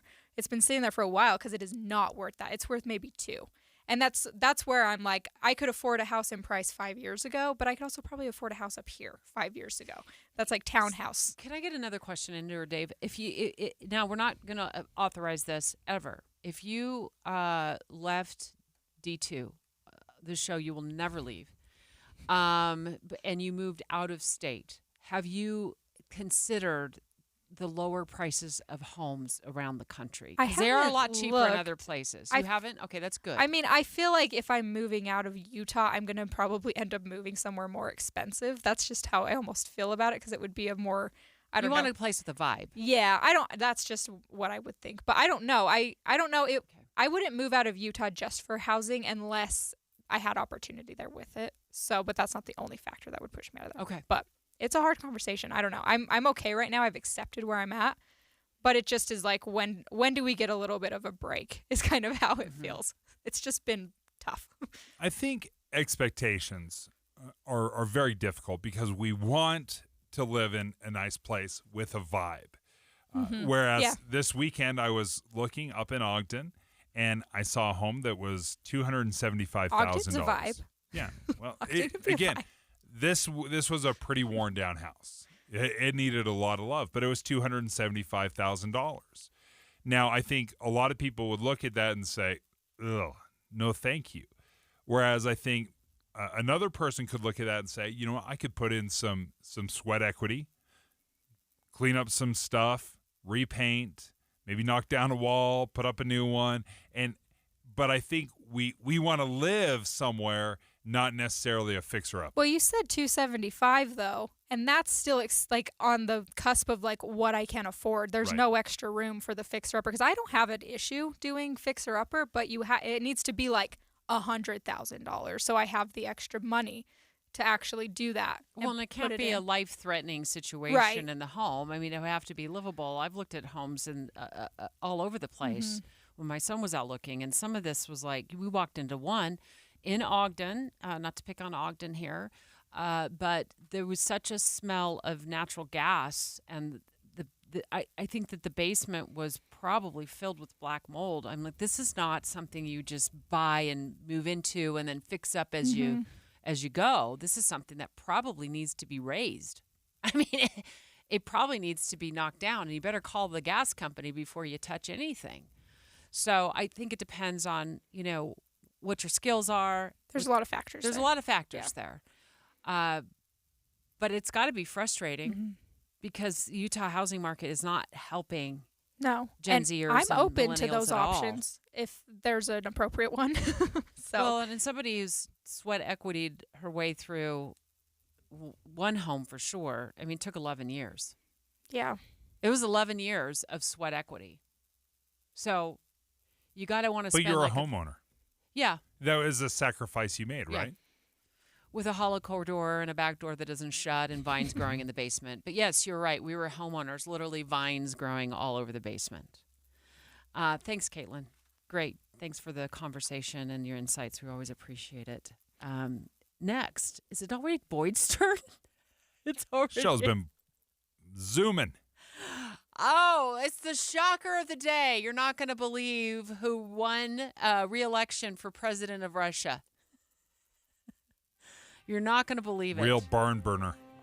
Yeah, but there's an angle to this story that Dave actually told me about that shocked me, and it was happening in Ukraine regarding the re-election of Vladimir Putin. And we're going to talk about that next. KSL FM Midvale. KSL Salt Lake City. From the KSL Common Spirit Health Studios, this is KSL News Radio. Utah's news, traffic, and weather station. It's 11 o'clock at KSL News Radio. I'm Dan Bomas. Our top story this hour. We have developing news now. Taylorsville police have identified the man who was shot and killed by officers yesterday. He was Fouette Afeake, 33 years old. Officers had been called to a domestic violence situation at about 3900 West and 5800 South. They say Afeake produced a handgun as they were talking to him. 3 officers fired their weapons. Afeake was taken to the hospital where he died. The 3 officers are now on administrative leave while the case is investigated. Our top national story this hour from ABC News. A new court filing says former President Trump is facing insurmountable difficulties in obtaining a bond to pay a nearly $500 million civil fraud judgment. He has to post a $355 million bond to appeal the case. And here's ABC's Aaron Katersky. He'd like to put up some of his real estate holdings, but no company, not even Chubb, the insurance giant that's underwriting his bond in the E. Jean Carroll case, is willing to accept it as collateral. And your money at this moment, the Dow Jones Average and the NASDAQ, both trending up at this hour. And it looks like we've got sunshine clear through the week. That's next. KSL News Time, 11:01. We hope you have the right app on your phone for news. You probably have dozens. But the KSL News Radio app, well, it makes our live stream super easy. Plus, our talk shows are right there as podcast for your workday. That's the app for KSL News Radio. At Fisher Investments, we may seem like other money managers, but we're different. Are you really that different than the rest of us? We are. As a fiduciary, we always focus on what's best for our clients. What services do you offer besides investing? We have a team of specialists in financial planning, estate planning, and more. Your clients rely on you for all that? Yes, we ensure clients receive unparalleled service at every step of the relationship. Okay, but you still sell commission-based products, right? No, because we believe that's a conflict of interest. We prioritize service over sales goals. So, then how do your fees work? We have a simple and transparent fee that's a percentage of our clients' portfolios. So we do better when our clients do better. Wow, we're more different than I thought. At Fisher Investments, we're clearly different. Learn more at fisherinvestments.com. Investing in securities involves the risk of loss. You wouldn't know it, but most financial advisors are put in a box. I'm Jeff Jr. from Trajan Wealth, and I want to provide you a little insight about financial advisors. Most financial advisors have to sell what their company requires them to sell, and many advisors have to only adhere to what's called a suitability standard. A suitability standard is a limited standard of care, not requiring what's sold to be best, just suitable. Advisors with this loose standard often have limited investment and product selection. Trajan Wealth is held to a fiduciary standard, which is the highest standard of care in the advisory business. And that's just one of the many reasons we have billions of dollars under our care and attract clients from other advisors. Raise your standards today and call Trajan Wealth. Call 801-899-7600. That's 801-899-7600.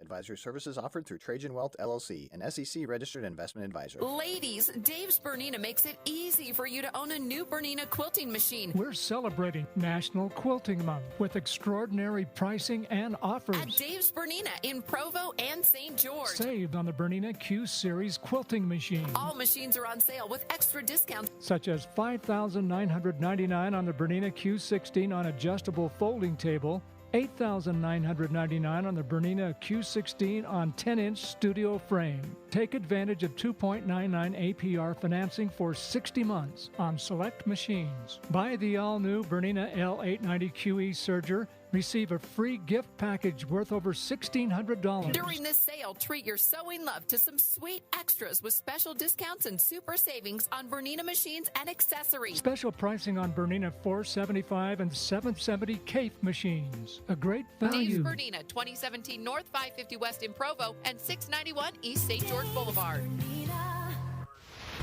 Traffic and weather together brought to you by Sinclair's DinoPay app. Save up to 20 cents per gallon. Here's Michelle Rowe. Well, people are looking at a nice drive at this point. We're looking at a KSL travel time of about 17 minutes going from Draper to downtown. Also seeing a little bit of slowing, though, if you're over on 400 South, making your way toward the University of Utah. SNS Roofing is your trusted source for quality and affordability. They have been top roofing company in Utah for over 40 years. Schedule an estimate now. Get a free quote at snsroofinginc.com. I'm Michelle Rowe in the KSL Traffic Center. Our KSL weather, sunshine with highs in the mid-60s, clear through the week. And right now, we're at 54 degrees with sunny skies. I'm Dan Bomitz from the KSL Common Spirit Health Studios. Listen online at kslnewsradio.com. We're Utah's news, traffic, and weather station. Dave and Dujanovic, your morning companions for talk, analysis, and key perspectives on Utah's biggest stories on KSL News Radio. Dave and Dujanovic have inside sources. We're going to talk to Boyd about something that shouldn't surprise any of us, but I know Boyd will have a unique take on this. And actually, something did happen in Ukraine that Dave pointed out earlier just before the show that just shocked me. But Russian President Vladimir Putin won by a landslide again. He's been reelected. Congratulations with 88% of the vote. It's not Castro's 100%, which was always impressive that you got everybody to vote for you. But Putin only got 88%. So congrats, What was the Vlad. part of the story that shocked you the most, Dave? Well, it may have been the point where election officials were walking around with armed soldiers accompanying them, making sure they went and voted properly. In Ukraine. Yeah. So, yeah, gunpoint, elections, that doesn't feel so free and... Boyd, how scary. It's just, can you think imagine? about it. No, Oh, my I just want to take goodness. a moment and put ourselves in that situation where we vote by mail freely at our kitchen table, or we can go to the polls if we choose to because they give us different options. We can absentee vote if we need to for whatever reason. And yet that's what's going on in another part of the world. Yeah, it's stunning to see. And, of course, those are annexed portions of Ukraine that Russia has taken over. So those are people By who, force. Yeah, so they're really Ukrainians voting in a Russian election at gunpoint to just make sure that Vladimir Putin has that. And so, it's one of those, on one hand, it's so unsurprising. We should also note that he won the heavyweight boxing championship, stuck the landing, got a 10.0 perfect score in gymnastics, and he won the National Spelling Bee all over the weekend. You forgot the judo gold medal. And the judo gold medal. And he rode a polar bear. Yeah, so... Those are all the things of Vladimir. My weekend with Vladimir Putin. It must just be. I don't know a lot of people from Russia, and anybody I do, I usually have talked to them for a news story or on the radio. But it must just be a really difficult way to live. Yeah, and I think there are some really serious components to this. And one of the most stunning things to me, a couple of people that I've spoken with back in D.C., some Russian experts. They're so fascinated by how obsessed Vladimir Putin is with making it appear to be a free and fair elections. The length to which the media has gone inside of Russia to portray this as overwhelming love and support of Vladimir Putin, because that matters to him in a really unique and bizarre way. So I think that's a whole interesting, troubling thing to look at as that moves along, of just how concerned he is about the perception that he is that liked and loved inside his own country. I read an article in the New York Times, and they were talking about this. And obviously, when you're looking at 88% and you're, forced at gunpoint to vote, there's obviously something going on there. There's a lot. But they also spoke to the fact that his message, his propaganda, is resonating with a lot of Russians, where they're buying into his narrative. And I think that's in part what surprises me, is that there are still people that are buying into this. Yeah, and so I think there's a couple of important things to think about in that context. One is people always run out of energy before they run out of opportunity, especially when it comes to freedom. And we have seen this throughout history, that people get exhausted and exasperated and they just submit and they give up and say, you know what? There's nothing we can do. I'm just going to keep my head down. I'm going to take care of my little family or my little neighborhood, and I am not going to fight the big machine because I can't win. And so, and that is what. Well, look what happens when you do fight it. You either get you disappear off the face of the earth, or you get poisoned to death. Yeah. And your family doesn't know what happened. Yeah, and there was one moment at noon over the weekend. There was a group of people who, it was one of the last wishes that people would show up right at 12 o'clock, so there would be a noticeable increase of votes that would take place at noon as a way to protest what's happening inside the country. And so it is, and so it has to be, I think there's an unsettling inside of Russia. I think on one hand, there's sort of this acceptance that, we're probably going to have another 4 years of Vladimir Putin. So we're going to see that until 2030 or 2029. So there's sort of an acceptance of that. There's an exhaustion to that. And then there's sort of this recalibration that goes on. And this is where I feel for the Russian people, because I think the Russian people are a religious, freedom-loving people. I really believe that. And I think there's also this, we have to play the long game if we're going to win this. And so I think there's sort of a dis-ease inside the country about what they're going to have to live with, knowing how erratic Putin can be, knowing what he's doing inside of Ukraine, and then all of the information, misinformation, and disinformation. Can you imagine? We think it's hard here in the United States to try to decipher what we take in and consume in terms of news. Imagine inside of Russia, where you're pretty certain the government is lying to you and that they aren't telling you the whole story, regardless of what the story is, whether it's about bread and milk or whether it's about soldiers being killed in Ukraine. Imagine living in that world. That's a topsy-turvy world. That's very unnerving and unsettling. And that's where I feel for the Russian people, because I think at their core, at their heart, they are a proud people. They are a powerful people. And I think they're an exhausted people right now. But I would also say we need to take a look at that from where we are, because I think we have a lot of Americans that are exhausted and exasperated because of our own political process, who are starting to give up and disengage because they're too exhausted and they're too exasperated. So keep my head down, focus on my family. But that's a dangerous place for freedom and democracy and a constitutional republic. Is there hope on the horizon if Vladimir Putin does leave, step down, whatever? Is the corruption so extreme at the top of Russia that if you did replace Putin, it would just be replaced with Putin light? Yeah, it's very interesting. There's a lot of jockeying going on inside the Kremlin and kind of the oligarchs and all of that. And what's happened in Ukraine has sort of caused a stir in all of that, a churn in all of that, because you've had U.S. sanctions, European sanctions against some of those oligarchs. So some of them have had to go underground or shift assets away. And so it really is a time of uncertainty. I think you would probably see, if Vladimir Putin were to leave tomorrow and decide he's going to go retire in Belize, you would see a real churn there. But I think you would also see some of the reforms like we're seeing inside of Ukraine. Ukraine had a lot of corruption, a lot of cronyism, a lot of oligarchs, and they've been working that through. We had Judge Tom Griffith on, who's been over there in Ukraine, helping them rework their entire judicial system and their Supreme Court. But the important thing, he said, it's such a mess. But Judge Griffith said the most important thing is they knew it was broken and they asked for help to fix it.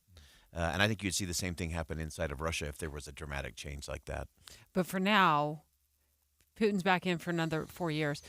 When you said 4 years, I'm like, why do they even do this? Is this just an exercise in making the people of Russia think that they have a choice every 4 years? Yeah, it's part internal, because remember, the Putin machine has been on the propaganda, just go, that this is all about them against the West. It's not about anything else.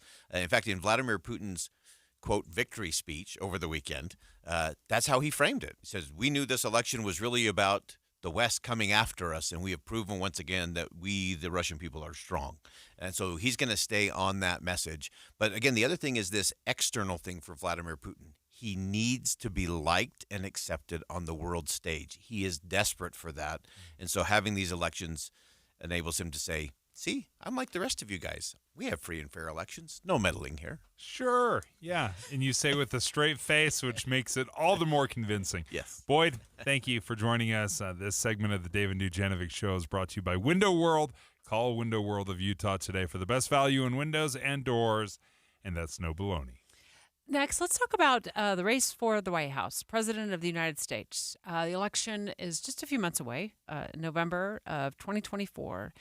Will likely be decided by a group of people called the double haters. Let's talk about the double haters next. Dave and Dujanovic. Here's a trick to podcasting at work and getting all the Utah news you love. Download the KSL News Radio app. The podcast for Utah's morning news and Dave and Debbie are right there. Dozens of podcasts a day. That's the app for KSL News Radio. When I first talked to Salt Lake City Fat Loss about losing weight, there were some promises. There were some expectations. They said, Dave, you can lose a pound of fat if you stick with the program, if you're committed to it. And sure enough, that is exactly what I've seen over the last month and a half. I've lost 46 pounds in just about that many days. Now, results vary. Everybody, kind of responds differently, but I've absolutely fallen in love with this program. I won't say it's been easy because, you have to make some changes in your life. I don't get to go to In-N-Out whenever I want, but I can't believe the results I've seen. I feel great, and that's a huge part of it. Is I didn't want to just feel miserable for a couple months, but I feel great. I've got energy, and I did it without surgery, injections, point counting, exercising, or prepackaged meals. None of that stuff. I feel like I've lost it safely and naturally. Check out Salt Lake City Fat Loss. You can Google it. You can go to the website. slcfatloss.com is a great way where you can schedule a free consultation. slcfatloss.com. While not quite spring, it's been pleasant. Sunny skies, mid-50s. But we all know, in Utah, that can change in a moment. A sure sign of spring is a wind. It helps to know what you're facing each day with traffic and weather together every 10 minutes on the 9s. We have you covered on KSL News Radio.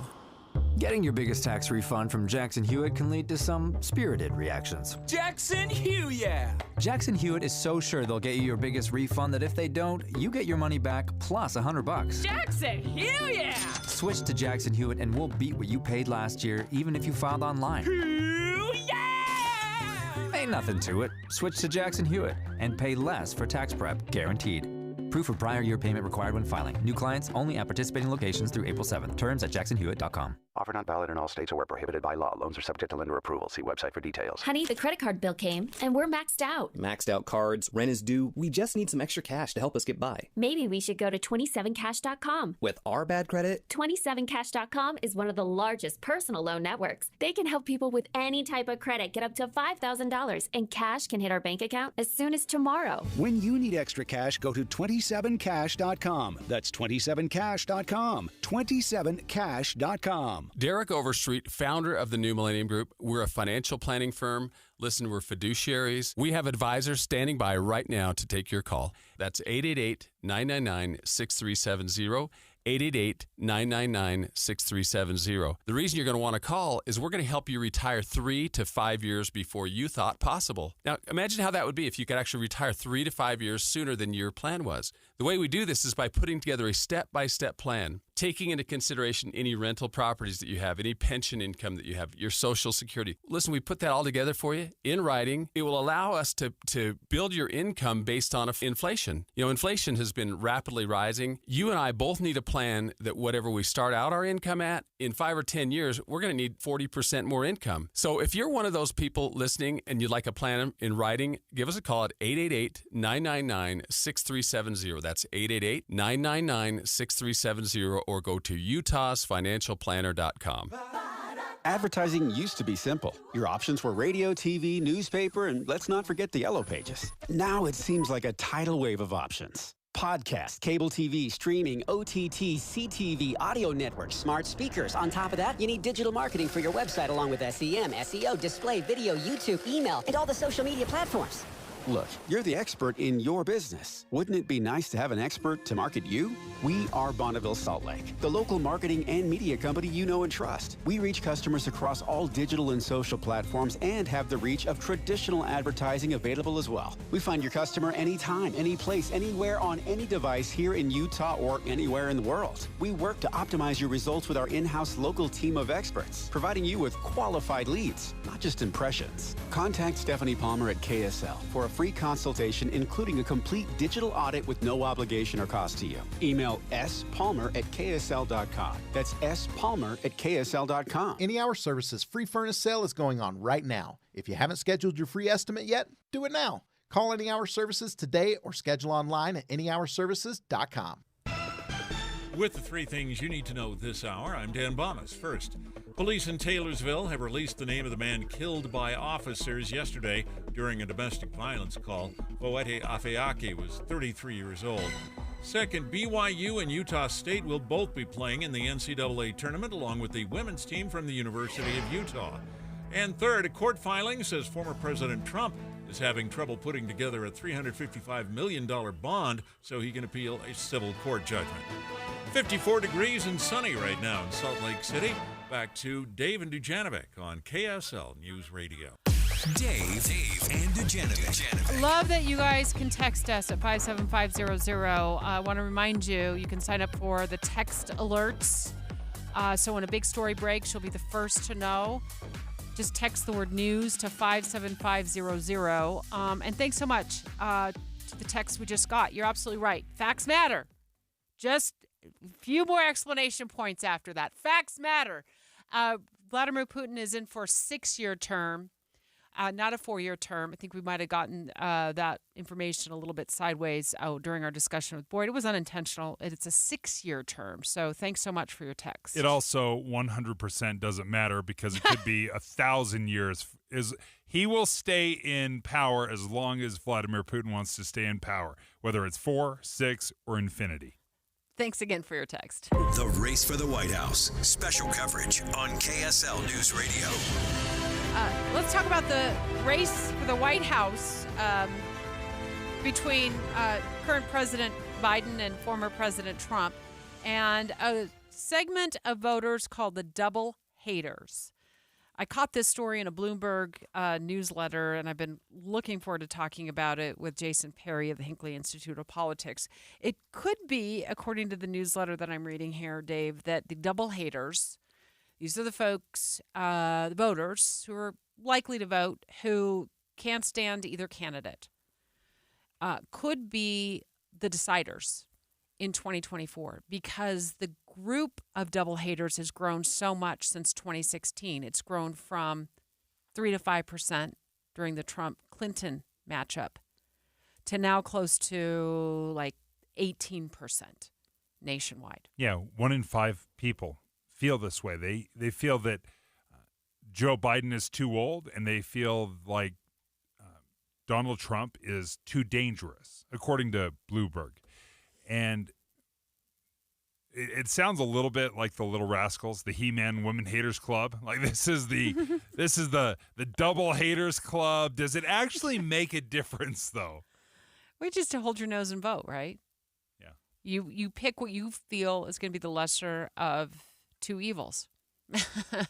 That's such an unfortunate situation we find ourselves in once again in yet another presidential election year. Whereas 20% of voters feel like they hate both candidates. They don't like either of their choices. Jason Perry, Hinckley Institute of Politics, it's good to talk to you. It's been a while. It's been too long. Great to be with you today. What do you think of this? These double haters and this idea that they could be the deciders in this presidential election? Well, it's such an interesting category, and I really like the comments that you just both had. You know, I guess as I look at these numbers, I was maybe surprised it was that low. I'm not really. Great point. I'm not really hearing a lot of people out in the community saying, "Wow, this is the matchup I was hoping for." It just isn't the case, which is what's just so interesting about this is what happens when people are looking at this race saying, well, do I want to be shot or poisoned? Those are my options. And what do you do if that's the case? I mean, it's not everyone, but that's a lot of folks right now, given where these unfavorables are. And both former President Trump and President Biden are underwater in their favorables. People are not rushing to be supportive of them, and that puts them in a very interesting position. And when we look at this as a rematch, I've always bristled at saying, haven't we already seen this dance before? Haven't we already seen this movie? This seems to be far different, at least for Joe Biden this time around, because back in 2020, the way he was viewed and the way he is viewed now, perhaps you can speak to that change, at least in the Biden camp, from what was originally seen to now. Yeah, so let me give you the little context from there. First, 2016 with Trump and Clinton, these were the two most disliked candidates in the history of our country going into that election. In 2020, President Biden then was at about 50% unfavorable. That's changed a little bit. It was more favorable than Clinton was at the time. But right now, Biden is at 57% unfavorable. And what's interesting for him is he has, for the first time here, even voters within his own party that are looking at the economy, looking at some of the issues facing right now. And the ones that were just very stalwart for a very long time are the ones he has to make sure he keeps going into this next election. It's that group right there, because I think former President Trump has a solid base. They're pretty much going to be with him. President Biden has to really look at that group and say, I have to keep those, what they're calling the double haters, but the people who could come or go, he has to make sure they come for him. What about former President Trump? I would imagine that a lot of the double haters, which is like 18%, but as you said, it's surprising it's not much higher than that, are, as a human being, he just seems despicable on many levels. The court cases, the fraud, the sexual abuse, they might like his politics, but they're having a hard time, at least in my view, the double haters are having a hard time accepting who he is as a human. Yeah, I think that they are trying to reconcile those things together. For a lot of those Republicans, they're torn between two things. Do you like the policy, and do you like the policy that comes with the person, which is the hard thing to rectify. Both of you, because I know we've talked in the past, you look back to 2016, and most of the country went to bed feeling like Clinton was probably going to be the next president of the United States. But what often happens in Utah and other places is the voters kind of try to reconcile that by holding their nose when they get into the ballot box and going with their party. That's what happens often. It definitely happened in 2016. We saw it in 2020. And the question is, how long do people continue to hold their nose on either candidate and just go ahead and vote with their party? And that's, I think, to Dave's kind of question a moment ago as well is, have we got to that point? If we held our nose too long, does that start to impact, say, it's no longer just party? I'm going to have to make a different decision. Jason Perry, thank you for joining us from the Hinckley Institute of Politics as we speak about the He-Man Woman Haters Club.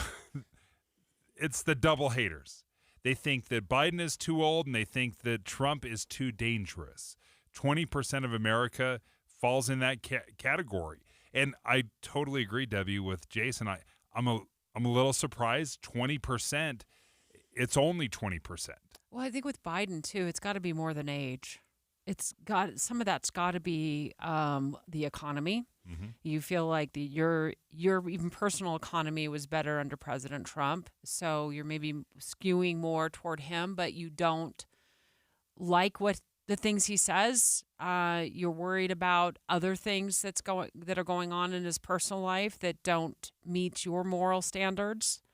I've even had some heartburn when I see some politicians say that they're endorsing President Trump, and they're oftentimes not making that distinction between, well, I like his policies, but I can't stand him as a person and the things that he's done. And obviously courts have decided, and he's said things, right? He's even said things this weekend that are like, you raise your eyebrows. And you're like, wait a minute, are we going to be up for this for another 40 years?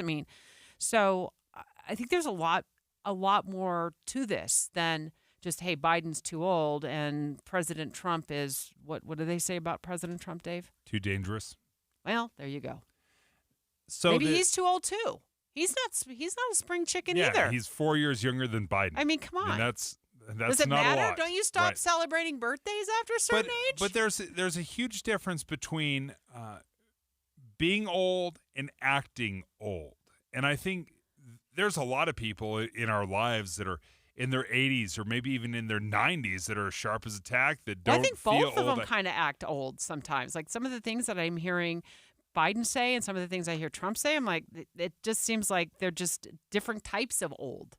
I think President Biden is far more obvious than it is for President Trump. I think there's to lump them in the same group of old or acting old or appearing old.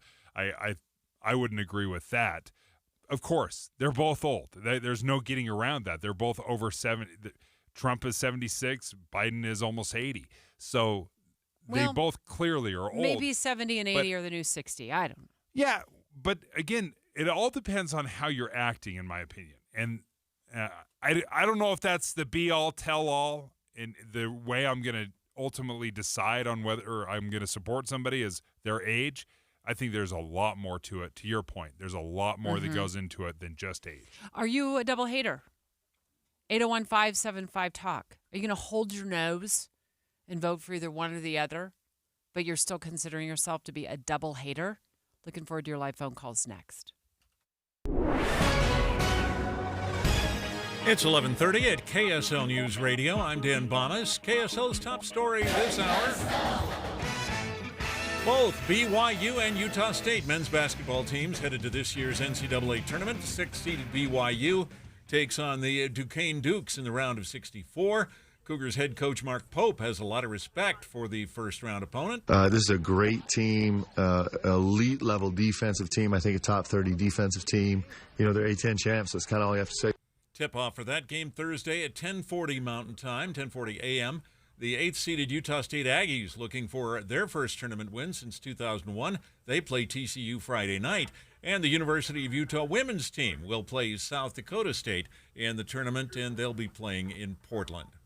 Our top national story this hour from ABC News. Apple's next-generation iPhone still months away from being released, but a new report indicates they might come with artificial intelligence features sourced from Google. Bloomberg reports artificial intelligence, which would bring Google's AI model called Gemini to the next generation of the iPhone. Both Google and Samsung have released phones in the last year that use AI to generate text or edit photos. Your money at this moment, the Dow Jones average up on the day, so is the NASDAQ right now. And coming up, it looks like we'll see sunshine clear through the end of the week. That's next. KSL News Time, 11:32. It's a priority for us at this station to bring you all sides of a story and to talk about the news fairly, completely. Get all the facts and be really aware. Utah's Morning News with us, Tim and Amanda. Weekday mornings 5 to 9 on KSL News Radio. Devotion to country, service to Utah. Brent Orrin Hatch had a front row seat, watching his father serve our state faithfully in the Senate. A constitutional conservative and lifelong Republican, Brent Orrin Hatch is a champion for the rule of law. He's running for Senate to stop this lawless president from destroying our country from within. Hatch will fight to secure the border once and for all and take on Mexican drug cartels to halt the flow of deadly fentanyl. Brent Orrin Hatch knows the national debt is just as big a threat to national security. Hatch won't rest until the budget's balanced and won't cave to the big spenders in both parties. Pro-life, deeply committed to religious liberty, rock-solid Utah conservative. Brent Orrin Hatch for Senate. Paid for by Conservative Outsider PAC, which is responsible for the content of this advertising. Not authorized by any candidate or candidates committee. www.copac.us. I lock up my Old Spice Fiji aluminum-free dry spray to keep that 24/7 lasting freshness safe for myself. Fresh coconuts, palm trees in the wind. It's like catching waves in Fiji. Actually, I just talked myself into a refreshing spritz of Fiji. My Old Spice is missing! No!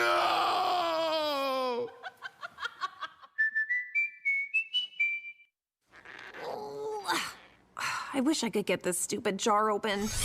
Jars can be tough, am I right? Who are you? And how'd you get in my kitchen? It's me, Flo, and I'm here to grant your wish of easily switching to Progressive and helping you get a discount that honors the time spent with your previous insurer. Great, but what does that have to do with getting this jar open? Nothing. So you can't open this? Oh, I just do insurance. Jars, I leave to the professionals.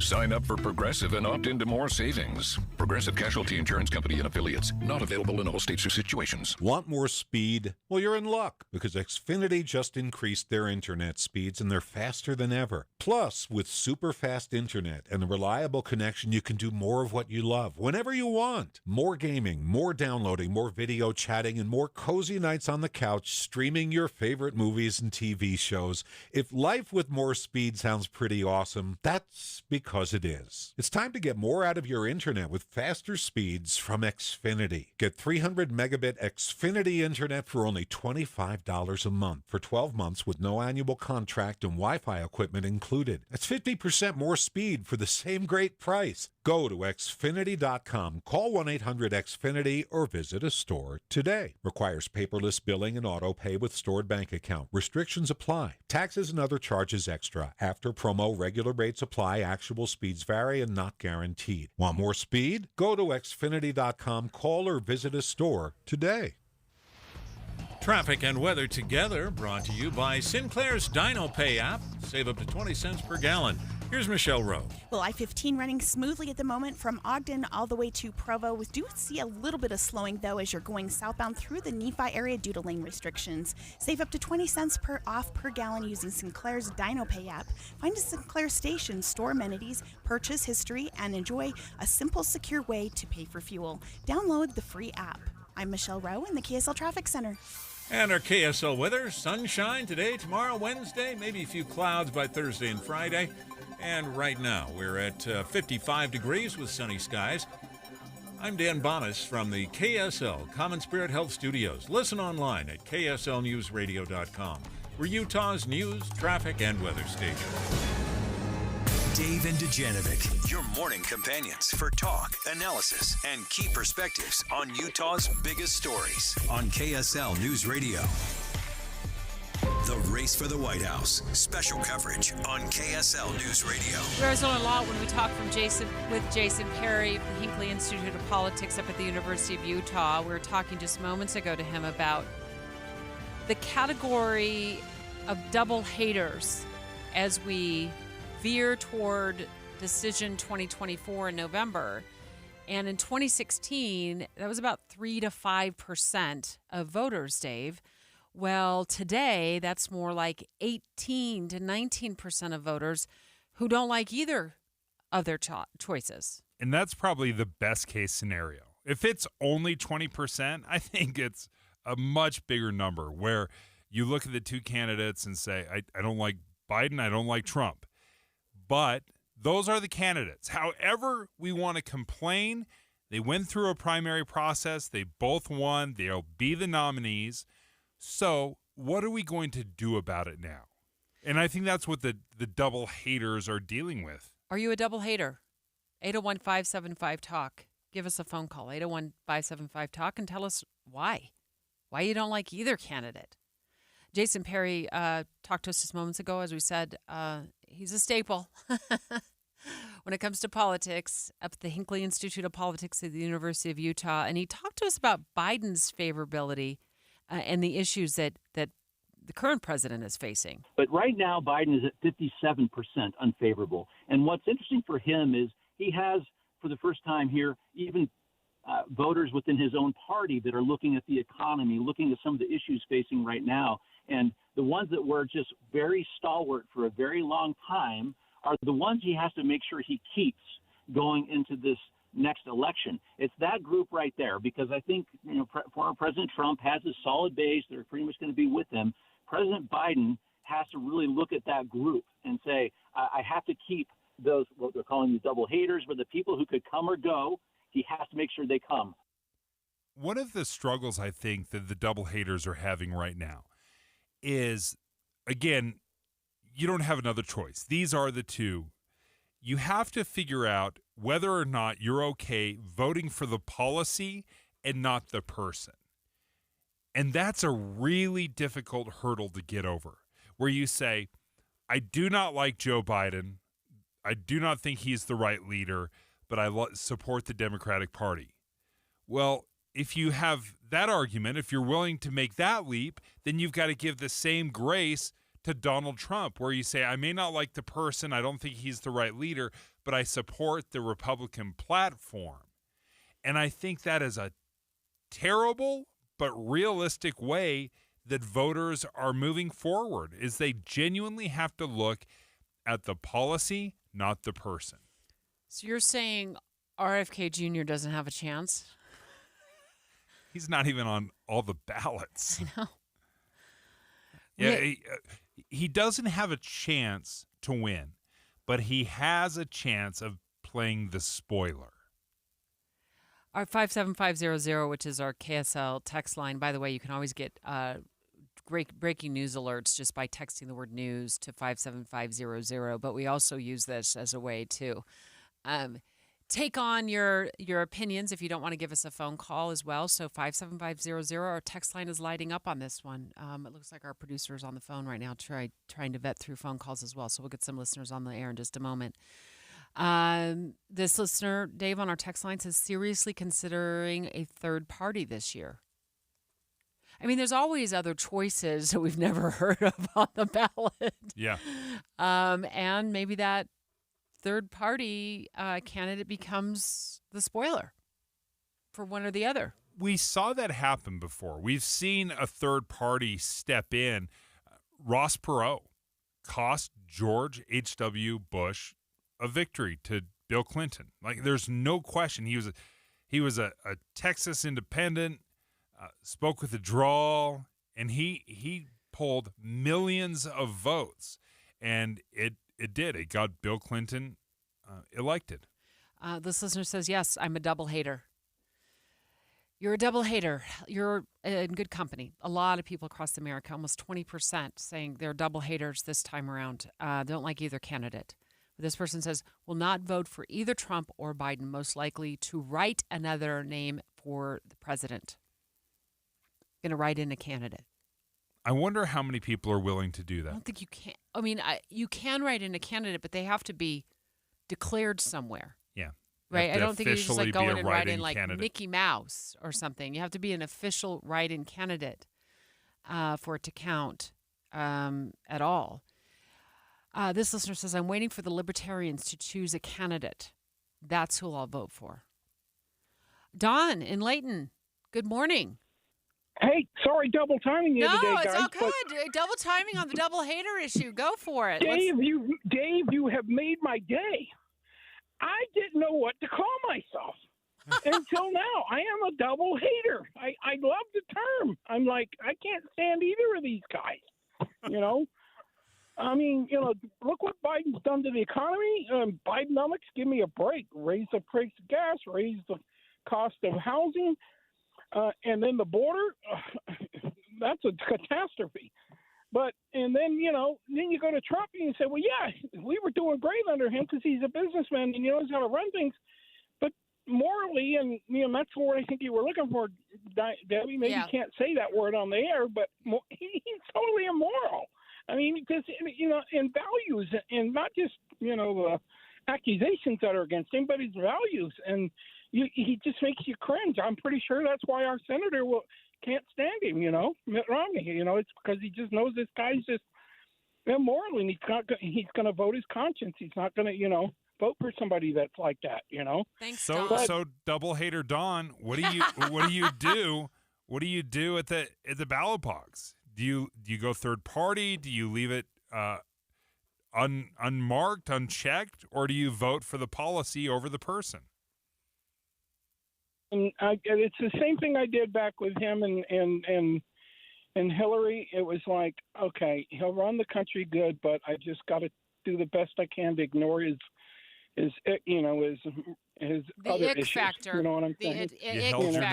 Ick factor. Okay, Don, thank you. We need this country to get straightened out. I mean, we're in bad shape right now. Well, we appreciate you calling for the second time today. That's great, Don. We appreciate that. But yeah, I think what Don was saying is very typical, and a lot of people have done that where they held their nose. I'm not saying just for Trump. I think a lot of people have held their nose when they were voting for Biden as well, saying, I wish there was a better candidate, but we have not chosen better candidates. We had an opportunity. We have an opportunity every single year to choose a better candidate, but we refuse to because we stick with the people we know, the devils we know. Next, I think this is the best news of the day. Self-checkout is changing. Oh, don't we love self-checkout? Nope. Okay, it's changing. We're going to tell you how next. Dave and Dujanovic. A lot of us are filling our workdays with podcasts. When you're working, go to KSLNewsRadio.com. Click on Dave and Debbie's podcast and pick a topic and story length. Podcast with Dave and Debbie. Then get to work with KSL News Radio.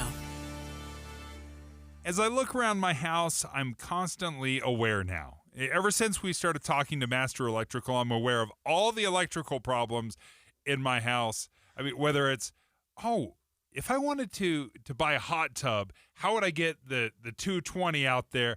I'm not going to do that myself. We started calling you No Lights Noriega for the lack of lighting that you have in your living room. It's a dungeon. Your 1970s home needs an upgrade, so that you got to call Master Electrical. Master Electrical is your go-to, Dave.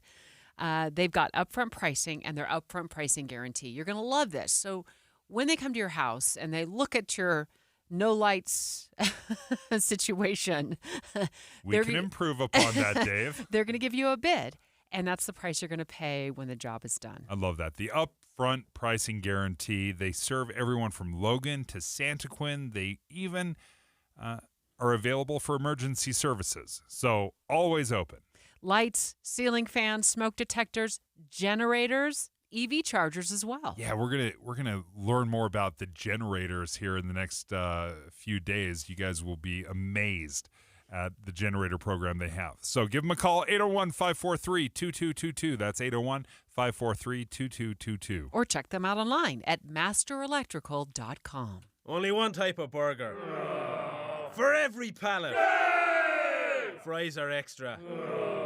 Large in size. We've got the shakes. Going over the brim. Hey, this is Chris from JCW's.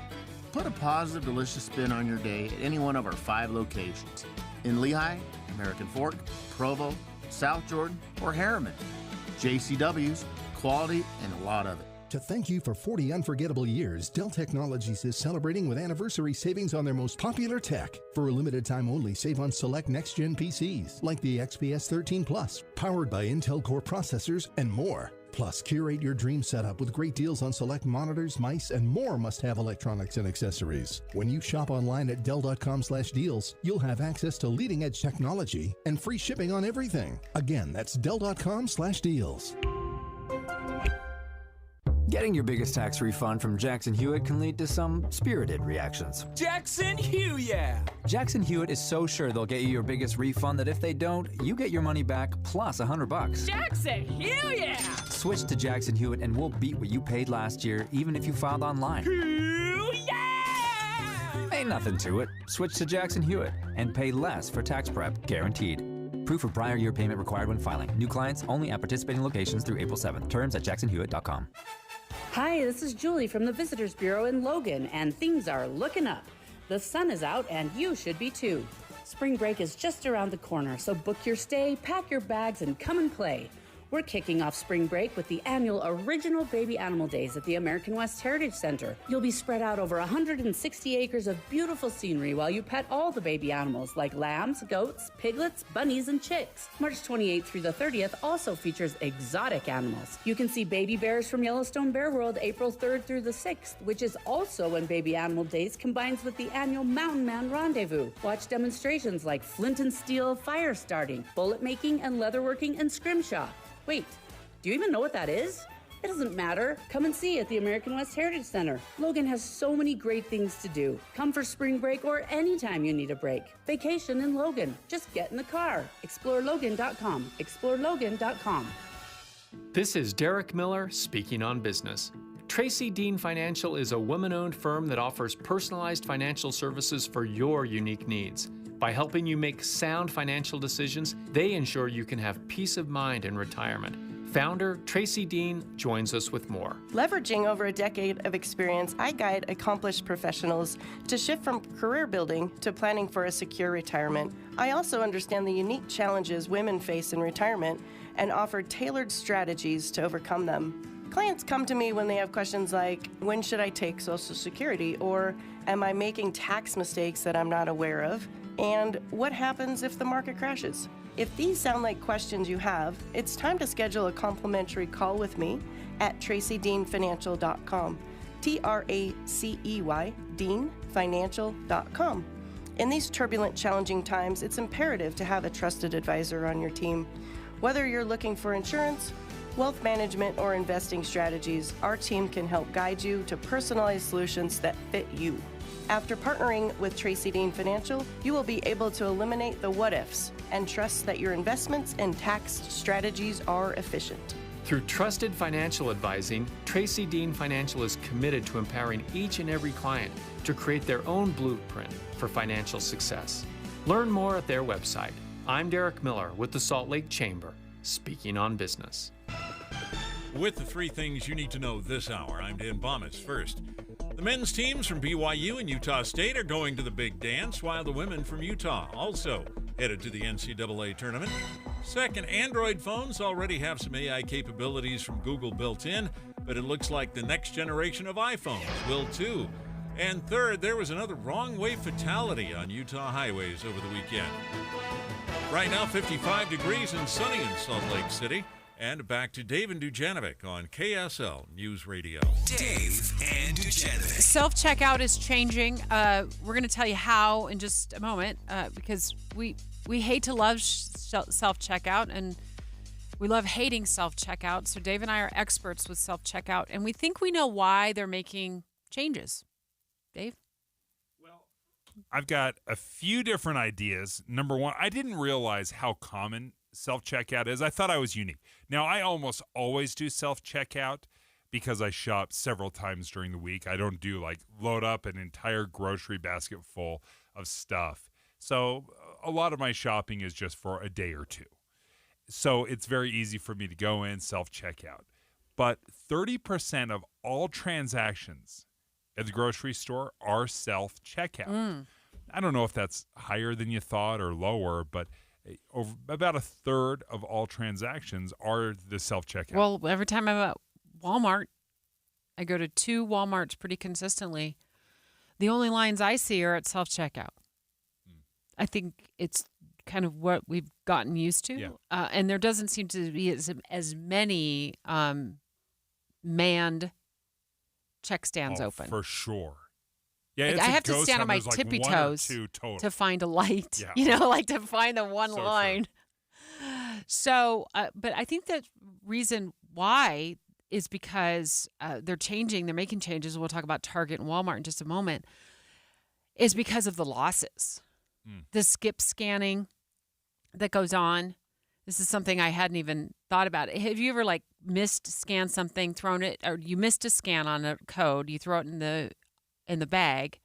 Well, my nature is to root around in the bag and bring it back across the scanner. But apparently, not everybody's so honest, and they skip scan with intention. They skip an item, or they get a bunch of items and they make it look like they've got it scanned and it's all in the bag and it's fine.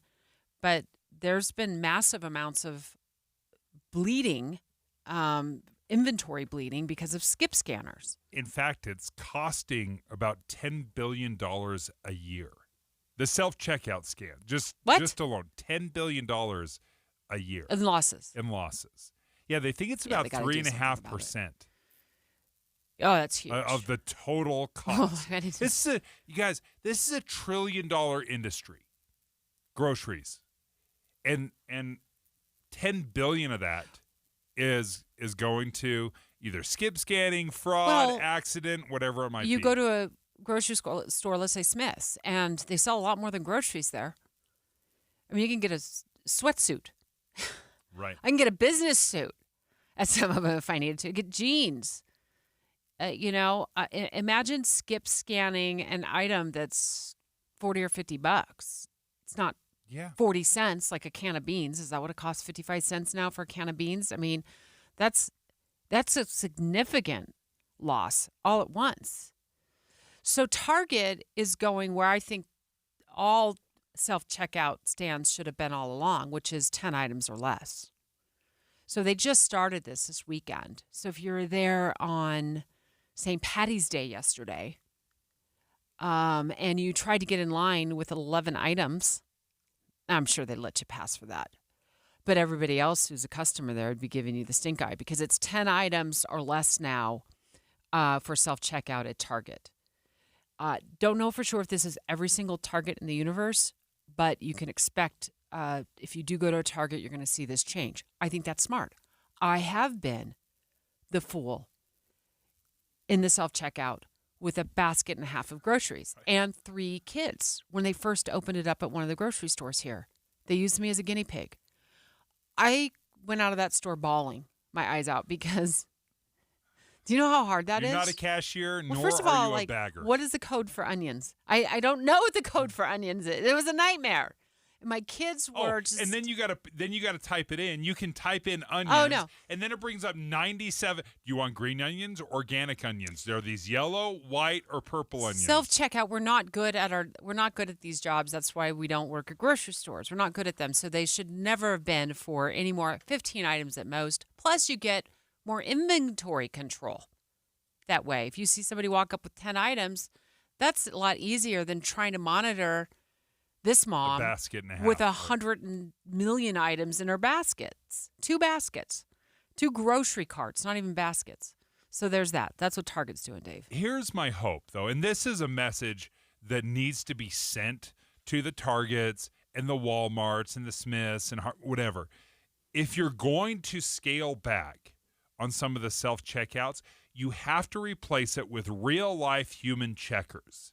Because I can't be hunting and searching for checkers when I want to check out. I cannot stand in line for 10 minutes because you've only decided to pay one $15 an hour checker. And the customer experience has to be better than what it is right now. Because that's why I end up in the self-checkout is because you just don't have enough checkers. Mm-hmm. I would choose a checker every single time. For a pack of gum, for one thing, I would use a checker. So I'm hoping that these companies understand that there is a experience that I'm looking for. So they could ask you what? Did you find everything you're looking for? Yeah, exactly.